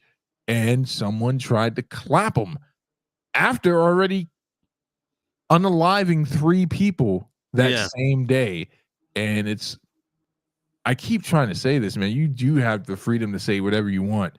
You do not get to control the reactions of people. And yeah, I'm not condoning any forms of violence. I'm happy the man's not ethered. You know what I'm saying? Right. Absolutely. As a matter of fact, I'm surprised because when you actually hear the details of it, the perp had broken into his house already. The fact that cops were able to respond and save him in a record time. And just so you guys know, the cops unalived the perp. But it's kind of crazy that he survived. Here's what it is. I'm not traumatized. I get it. Here's what I'm saying. The way this kid runs his mouth, Nick Fuentes, he should have professional bodyguards. If he doesn't, he's an idiot. Oh yeah. Keep it a band. When you're saying the things that you're saying, man, he hit it. He's at the N-word with the soft AH on it, and I know it's just that layered real racism. He's like, listen, this is what you guys want, as long as I don't say the ER. And I'm just like, man, I know if I was debating Nick Fuentes, I'd be doing fine up until a point. Not that he would trigger me, but something in my brain would be like, why am I having a conversation with this dude? Let me just beat the dog mess out of him. He has this strange ability. He has this really magical ability of sneaking into algorithms he doesn't belong in. Like, for instance, remember when Kanye West had a breakdown? Remember we did a special on that, right? Yeah. For some reason, Nick Fuentes is on the show with him. Yeah. Right? And so apparently when who was it? Somebody had dinner with Trump. This was like a year or two ago. Yeah. And Nick Fuentes showed up to the dinner. And I was like, and he was like the wingman of the guest. And I was like, how did you muscle that in to be like, how did you do that? how do you do this? And so why do people pay attention to this idiot in the first place? Here's the crazy thing, man. The public shunning of him by other conservative voices is something I'm not used to in conservative spaces. where it's like they kind of always elbow and nudge to the, the David Dukes and the Nick Fuentes, like, oh, that guy's horrible. But I play golf with him every once in a while. I just say when he gets a little out of control, I'm like, Nick, calm down. It's always that type of relationship. But now it's like a qualifying statement that a conservative has to be like, Nick is way over there. I'm over here. Let me validate. As soon as you meet someone, they shake your hand. They're like, you're a Republican? Yeah, but I don't fuck with Nick Fuentes. But it is crazy that he's able to worm his way into like all these conversations, all these things. And when he's really a nobody, he is a nobody he doesn't even present content. No, he has nowhere to present content. He's been deplatformed on most places, right? His last attempt was doing a podcast with Fresh and Fit and a few other people, and then what's this kid's name? Sneeko pulled out on that because even Sneeko was like, yeah, my brand's rocky enough. I don't need to be associated with all of you guys on a podcast. Honestly, most of these people I would mess with, but Nick Fuentes is one I would not. Well, because he's a real racist. He's not one of those, there's like those pseudo racists. Like, let's get real. We all know I voted for Trump. Do I think Trump is a racist? Yes. The way all rich white men are racist. You know what I mean? Like, I promise you find the most liberal, most rich white guy. He says things behind your back. Oh, I told you what happened when I shared space with one of the most liberal people, helped Obama get elected president, and this white woman still found occasion to say something racist, man. I looked her dead in the eyes. I'm just like, yeah, and that's the thing. You have to pick your fights because you're like honestly, you can't punch out every single person who's racist. So I feel you, but however, Nick Fuentes is a unrepentant racist. Like, and you know what the problem is? He's hitting two different groups at the same time. So the conservatives have to disavow him, and the Catholics. The Catholics are like, even though Catholics nowadays will take anyone. It's kind of crazy how thirsty the Catholics are. Yeah. I mean, if you believe in the Eucharist, anyone is invited. If you believe in grace, everyone's invited. That's the thing that's hard for anyone to reconcile. If Nick professed his repented allegiance to Christ, like he just said he gave it all to Christ and he repents of everything he said public and then started to bear fruit, I would, he's back in. I'd have to, with caution, pray for him and all that stuff. And, you pray for these people anyway. But I'm not praying for him to be murdered. You know what I'm saying? I'm not praying for I don't pray for him to be murdered. And I don't pray for the gangbanger that's selling crack to someone's mother to be murdered. I just pray for them to stop doing what they're doing. Just stop. Yeah. By the way, speaking of Catholics and the things they say, do you know who Michael Knowles is? I've heard the name. So he's a Catholic conservative YouTuber or whatever, and he did. I saw his take on Superman. So he watches the Superman trailer, and at the end he's like, "We won, conservatives won." And then they're like, "What are you talking about?" And he's like, "I was expecting Lois Lane to be a they them, blue hair." He was like, "I was expecting Superman to be a trans man, Hispanic, non-English speaker." And he's like, the fact that we got just a regular old dude who's he's beating up the bad guys, making out with his girlfriend, and going home to his dog. That's the most conservative thing you can think of. Man, I'm telling you, man, there's no safe space for these conversations now, man. No safe space. Yeah, it's pretty funny. It's pretty funny that they're projecting that onto Superman. But Bex is really bummed out apparently by the Fani talk, man. I'm the one that's bummed out. That lady really upset me. Like, sis, why? Yeah, Bex, she didn't. This is why I don't have heroes. You know what I'm saying? This is why I do not have heroes, because you know what? They are bound to upset you. As soon as you find out who they really are or something, you're going to be upset. And this is the gospel in a tea, man. Because basically we're all sinners. And what it is oftentimes when we idolize somebody, what do? We forget they're sinners. Yeah. And then when you find out they're sinners too, you're like, wait, what? My hero? Yeah.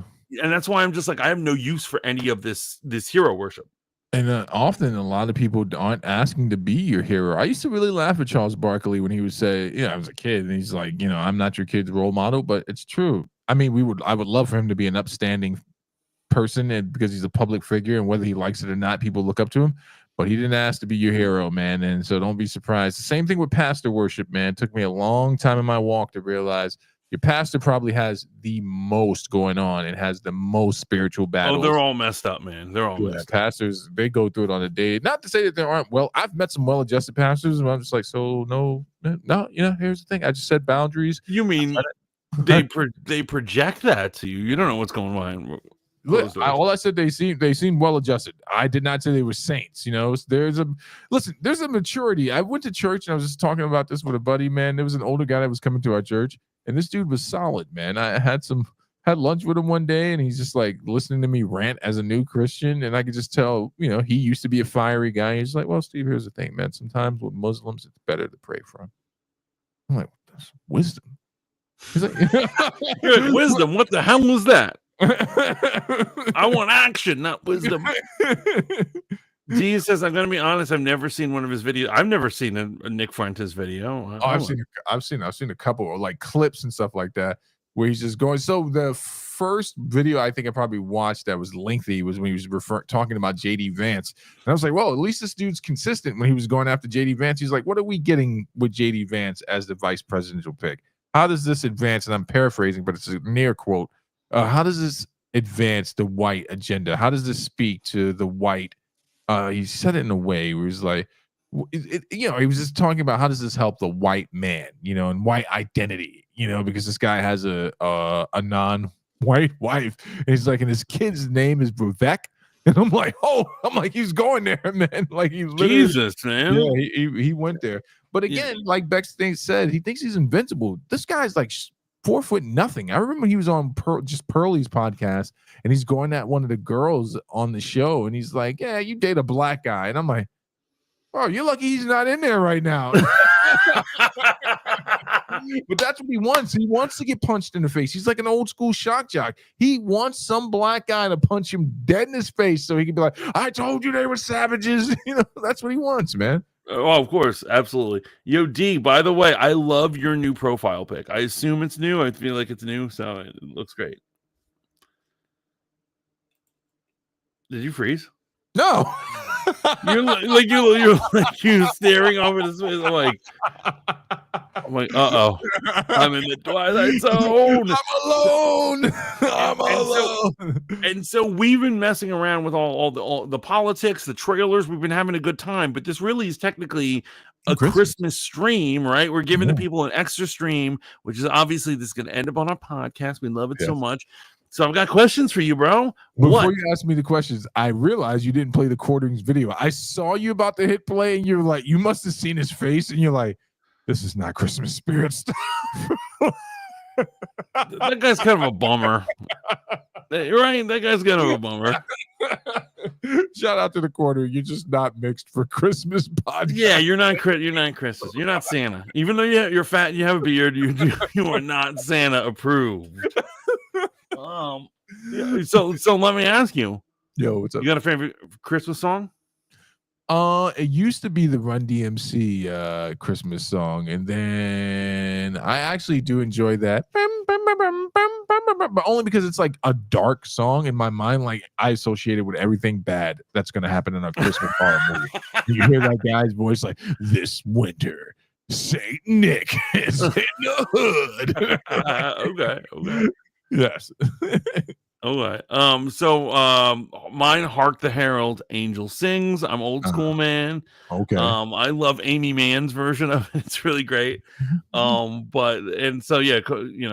me a softie or whatever. You got a favorite Christmas movie? Of course. What is that movie? You'll shoot your eye out. A Christmas Story. Christmas Story. Gotta watch it, man. Got to watch that movie. Same. I agree. That is my favorite. That is Die Hard, obviously, another great Christmas movie. Die Hard's amazing. And Home Alone, the original, great Christmas movie. A lot of fun there. Movie about a small white child fending off two predators that threaten to bite off his finger. You realize that, right? There's a scene in Home Alone where Joe Pesci's character is like about to bite off Macaulay Culkin's finger. Well, in general, back in the day, in the 80s and 90s, like, life was life, and kids were kids, and like loose stuff was happening. Yeah. I mean, watch those movies. It'll really teach you about real life. Now, none of this Gen Z crap. What about you? So, I am also a Christmas Story guy. Mm-hmm. I swear by that. Okay, so obviously this is going to be hard. Favorite Christmas memory. Oh, favorite Christmas memory. It's actually there's no pain associated with it. It was just, innocence. But I had, some bad stuff. But we want to talk about the bad stuff. I grew up in a building where I was, related to most of the people in the building, not by blood, but like play cousins or godfathers, godmother, all that stuff. So there was one Christmas where I basically went from my apartment on the second floor up to the fourth floor to where all my godparents were, and I just got gifts everywhere. And it was with all my cousins, and it was a huge celebration, man. Huge celebration. Oh, that's awesome. Yes. My worst Christmas was my stepfather dealt with substance abuse issues, and I got all 4 Ninja Turtles when they were like hot stuff, when it was hard to get them. They came up missing a week later, and to this day, I still don't know what happened. I mean, I know what happened, but yeah. Oh, I'm sorry, bro. Yeah, and that's why I don't tell my kids that Santa's not real.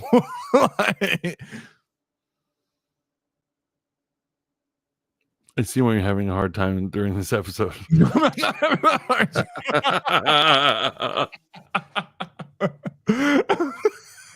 Oh man. Favorite Christmas memory when I was a kid. There was this one year that I wanted the General. I was a G.I. Joe collector. I really liked the action figures, and the General was this massive battle station where all the figures could go and stuff. Oh, look, we got a guest appearance from Marvel the dog. Hello, Miss Marvel. How are you? Well, go ahead, the General. Yeah, so the General. And so the night before, I'm having trouble sleeping. I can't, I'm like, oh man, I can't wait. Did I get it? Did I get it? And all this stuff. So I come down to Christmas. My brother and my sister are opening their presents, and they're like, present this. I have one present. Open it. It's a sweater. Right. They've got a ton of Christmas presents. I have no other presents. What? And I just started crying. I was like, what the hell's because a bad kid? No. And my brother's like, yo, come here. He gives me a hug. He's like, yeah. And then he's just like, he sits me down on the couch, and he's just like, oh yeah, at the time my cat's name was Gray, right? And he's like, yo, come here, help me grab Gray behind the couch, and like I go back there, and all my presents are back there. My brother woke up early and hid them. Who? Your older brother hid them? Yeah, my older brher hid them just to mess with me. And I was before that I was bawling. I was like truly bitch made. And so however, I thought it was so funny. I was like, okay, you got me good, mother. You got me real good. No wonder you're having a hard time with Christmas.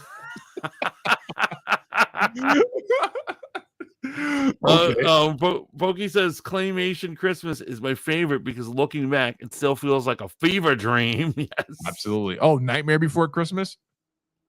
I consider that a Halloween. It's a Christmas movie. It came out during Halloween, though, for sure. I'm pretty sure it came out during Halloween. Yeah. Okay.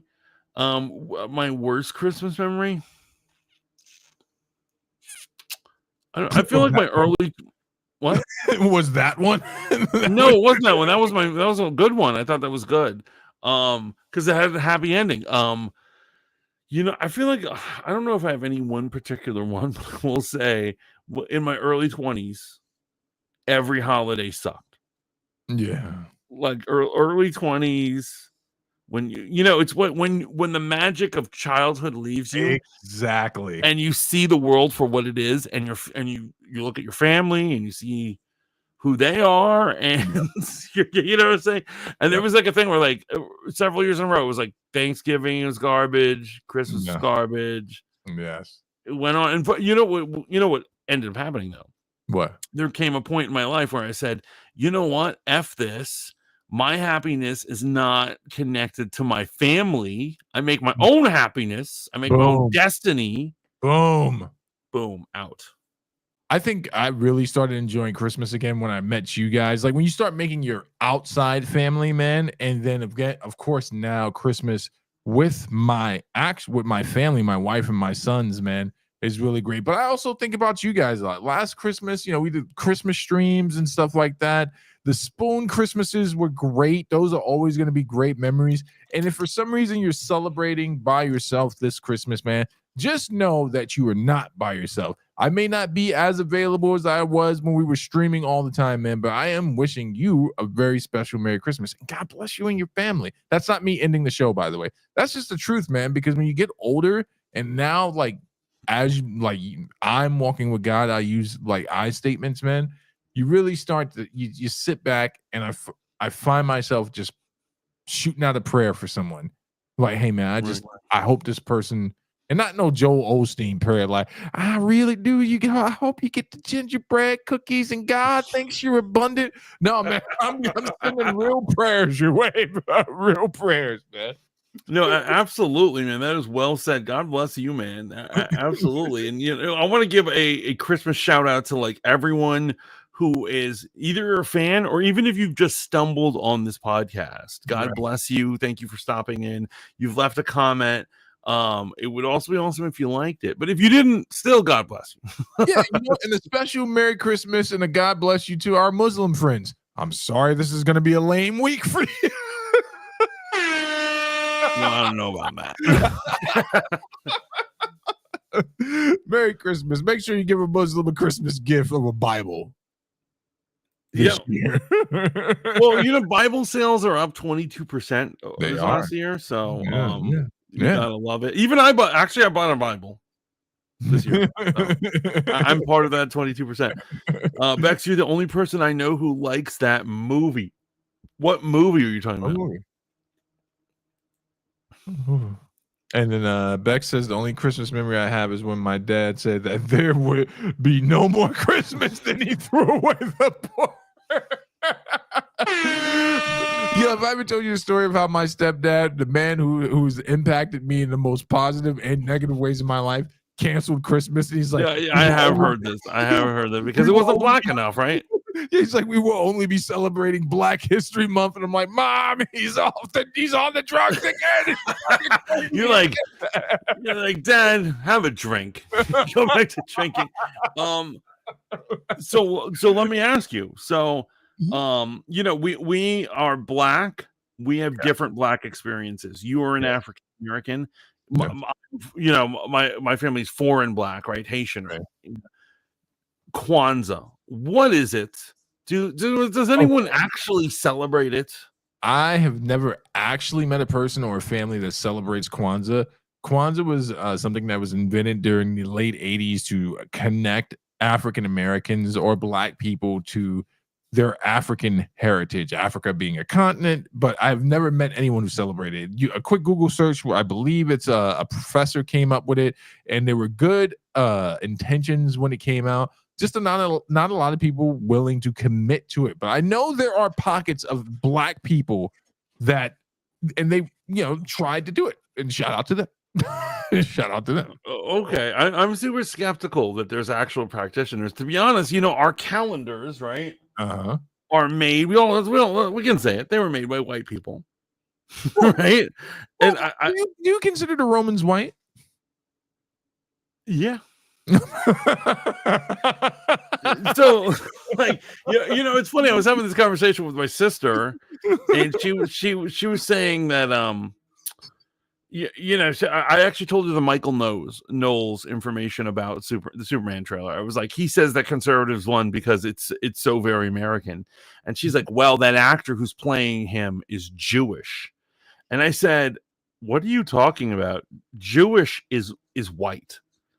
Like, I'm just gonna say this. We might get canceled. I don't know if we're getting canceled. Oh, But boy. most Americans consider Jewish white, right?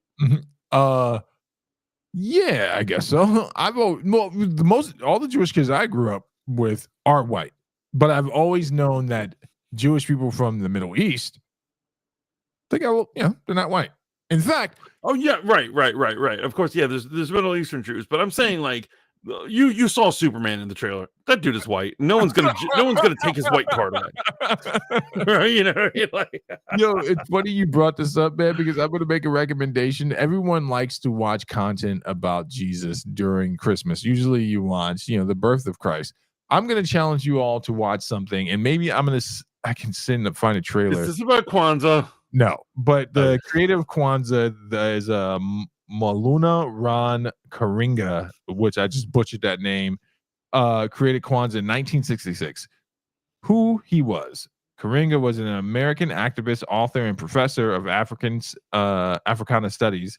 He was a prominent figure in the Black Power movement of the 1960s and 70s. Why he created it. Because he was drunk.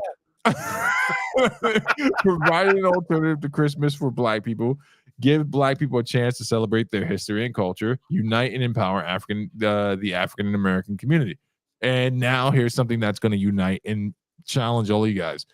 Since I was a young boy, I've always known that Jesus is not white, but every depiction of Jesus I've ever seen has been from the Catholic Church or, places like, I don't want to say Lutherans, but it's the white guy on the cross, right? And by the way, Catholics, he didn't stay on the cross. You might want to reconsider that position and get him off of there. But here's the thing, right? So you're used to the Leonardo da Vinci depiction of Christ, and if you've ever been anywhere where they're street preaching Hebrew Israelites, they'll tell you that's the boy's your boy. I watched once something, the Gospel of John, and that's what I linked last week or during our show. And the Gospel of John, this version really proved to me that I was inundated with so much latent programming that I had a visceral reaction. This is obviously the book of John and the ministry, talking about the ministry and the earthly ministry of Christ and the entire one of the Gospels. But it's completely played by nothing but Middle Eastern people. And when Jesus showed up on the scene, I'm like, oh my goodness, what's happening? Whoa. You were expecting white Jesus. Yeah, I was expecting white Jesus. Do you want me to find a clip so you can just please do. But here's what I'm saying. Like, I think it's totally all right to depict Jesus. However, like, if you go to Oriental Orthodox, he will look Asian. It's a sin. It's not a sin. You're just drawing it. No, it's a depiction. It's a graven image. It's a sin. You're setting a false image of Christ and you're worshiping it. Because if their connection to it was just like, hey, this is just my artistic expression. No, those people believe that Jesus is Korean. Those other people believe Jesus is white, and some Black people believe Jesus is black. Whatever. You're all worshiping idols. Now you're ruining Christmas. Now you're ruining Christmas right now. I used to have this debate with a buddy of mine, and that white Jesus was the biggest barrier of me coming to Christ, man. Oh, hold on. Let me see if I can find this right now. Oh, where is it? Yo, Bex, what is this movie you guys are talking about? Yeah, what movie are they talking about? But then we were Hebrew Israelites, so I gained other holidays to celebrate. It's on YouTube, so I think it's okay, but you might want to mute it. What is it? This is the Gospel of John thing. Did you send it to me? I'm sending it right now. I'll just see if I can get the trailer because it's like 3 hours. I actually watched it the other day. It's 3 hours long. Oh, wow. Stayed up way too late watching it. All right, here we go. Let me ask you a question, man. What's your favorite Christmas food? Christmas food? Yeah. I don't know, is there such a thing as Christmas food? Yeah, what do you eat during Christmas, man? You know, Bex. A lot of people have ham. Bex brought that up. You know, a lot of people have ham during Christmas. We have a egg and breakfast sausage casserole that my wife makes every year, and it's quite delightful. Okay, so actually, my family in recent years, because this came from my mom's new family. You know, she remarried. You know, for the listening audience, the tradition is that we have like this giant roast beef. Oh, nice. And we have it with that spicy, what is it, horseradish sauce? Oh, that's delightful. Yeah, and so that's the Christmas Day meal. That's like the Christmas lunch, you know. I can dig it. All right, I sent it to you. And for those of you that want to see non-white Jesus and a completely biblical word for word presentation movie, like there's nothing you can find in this movie that's like unbiblical. This is word for word the Gospel of John, and it's just. But when I first saw, it, I was like, "Oh, where's Salon Jesus at?" Like, Vidal Sassoon Jesus. Oh, Home Alone. That's Home Alone. So that's John the Baptist right there. It's a good. Here he comes. Here comes Jesus. Oh, he's super Middle Eastern. One might even say he's bordering on black. Yo, he's got one of those Sideshow Bob haircuts that they put all the black kids in nowadays in the commercials. Oh yeah. If they're not Killmongering us, they're giving us the loose Carl. Right, it's Killmonger or it's the Sideshow Bob. Look at him, and yeah, he's Middle Eastern, not black, but like he's. That guy sold me a car the other day and he ripped me off. That's crazy that you just said that on the internet. But like, what do you guys think? Look, and that's John the Baptist. Everyone here, and I remember watching this, and I'm like, whoa. But it's biblical. That's what the Pharisees probably look like. It's not those guys you see in the crash. Right. Now, somewhere there's a conservative like, why are they watching stuff about the Taliban? No, you racist. This is about accurate depiction. You know, so in the show, if you've ever seen the show, what is the show called? It's about the Walmart, where they work in the Walmart. Megastore or whatever, or yeah, store. And the manager's super religious, and at one point they were talking about immigrants. And then the guy's like, you know, Jesus was an immigrant. It must be really hard for him being the only white guy in the Middle East back then. It's true, man. It's true. Look, here it comes. This is a great shot. Yeah, look at that. But at the end of the day, remember, guys, race is a social construction. that it is. Race is the only social construct. Yeah, absolutely. Wait, what did he say? No, not the Jews. I know they consider themselves colored.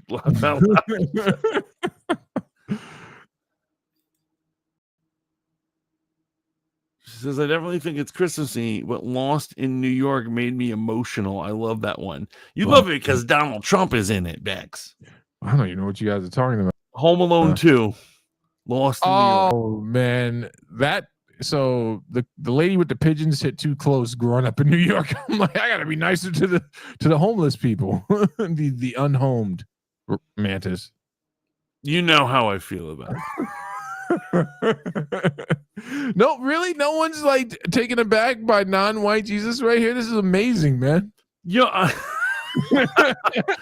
I guess it was I was just like, whoa. I have dealt with the fact that he's Middle Eastern like a long time ago. No offense. I'm not trying to shame you right now, but no, it wasn't. I always knew he was Middle Eastern, but to see it, I was just like, man, yeah. Where's Nick Fuentes? You know what? You show this to Nick Fuentes. Like, woke. He was like short circuit. Yeah, that dude, I cannot believe. You know what? I can't believe that God spared him another day. The killer was right there. The killer was right Oh my goodness! Now you sound like the Trump assassination wishers, man. or these people who are praising this killer dude, the CEO killer, Luigi Magnone. Oh, Bex's boyfriend. Oh, Bex loves him. Oh, Bex, yeah. The other night when we were talking about Bex was going on and on about my sister loves him too. Like she's just like, oh, Jamie. She's like, he had to have been framed. He had to. At least my sister thinks he's framed. It's thus proving pretty privilege, right? You know what else is crazy about this too, man? You used to be a Catholic. When you see Peter, this is really gonna throw you off because I just that's Peter on the right of the screen. That's Saint Peter. There he is. That's Peter. That's Peter. Well, okay, that's not what I expected Peter to look like. But it's not a racial thing. It's not a racial thing. Have you ever? Oh my God! Look how Middle Eastern he is. Have you ever noticed how Peter is the jackass of the Bible? Say again?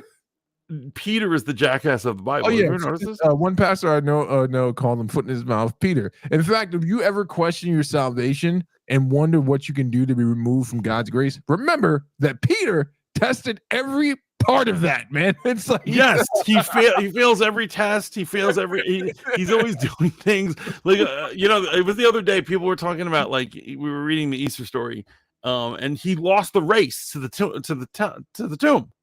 The disciples all run and he loses, and I was like, Peter can't do anything right. That's doubting Thomas right there. Oh, that dude? Yeah.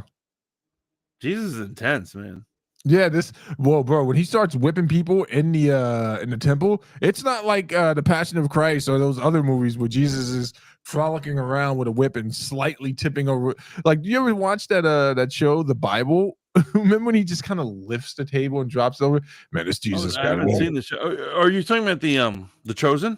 No, the Bible. The Bible. Oh, I haven't seen the Bible. I haven't seen the Bible. So that was a show that just killed it, like did mega numbers. It was made by the husband and wife that makes that show The Voice, and they released it, and it was so popular, extremely popular. I think it waned in popularity after the gospel presentation. Like they did the Old Testament, then the Gospels, and then they came back for Acts, and it just got a little too weird in Acts where people just didn't respond well, I think. Well, Acts is a weird book. It's a weird book. Favorite books in the Bible, man. I mean, no, it's amazing. It's amazing, but I'm saying like the happenings in it are weird. If you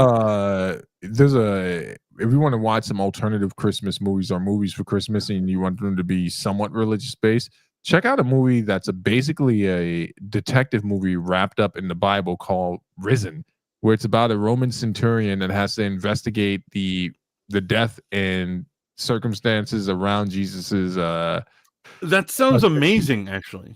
Actually, a lot of people didn't like it. I thought it was really cool. Man, because at one point, spoiler alert for a movie that came out like 5 years ago, when he finds the risen Christ, like Jesus is talking to him, and he has the reaction that you would expect someone to have talking to the Messiah. He's just kind of like leaning back, listening to Jesus at one point. And I'm like, yeah, that's pretty much how I would do it. And so Pokey says, my parents watched so many telenovelas about Jesus, all decently accurate. Wait, there were telenovelas about Jesus? I didn't know this. I'm sure. Oh, I did not know this.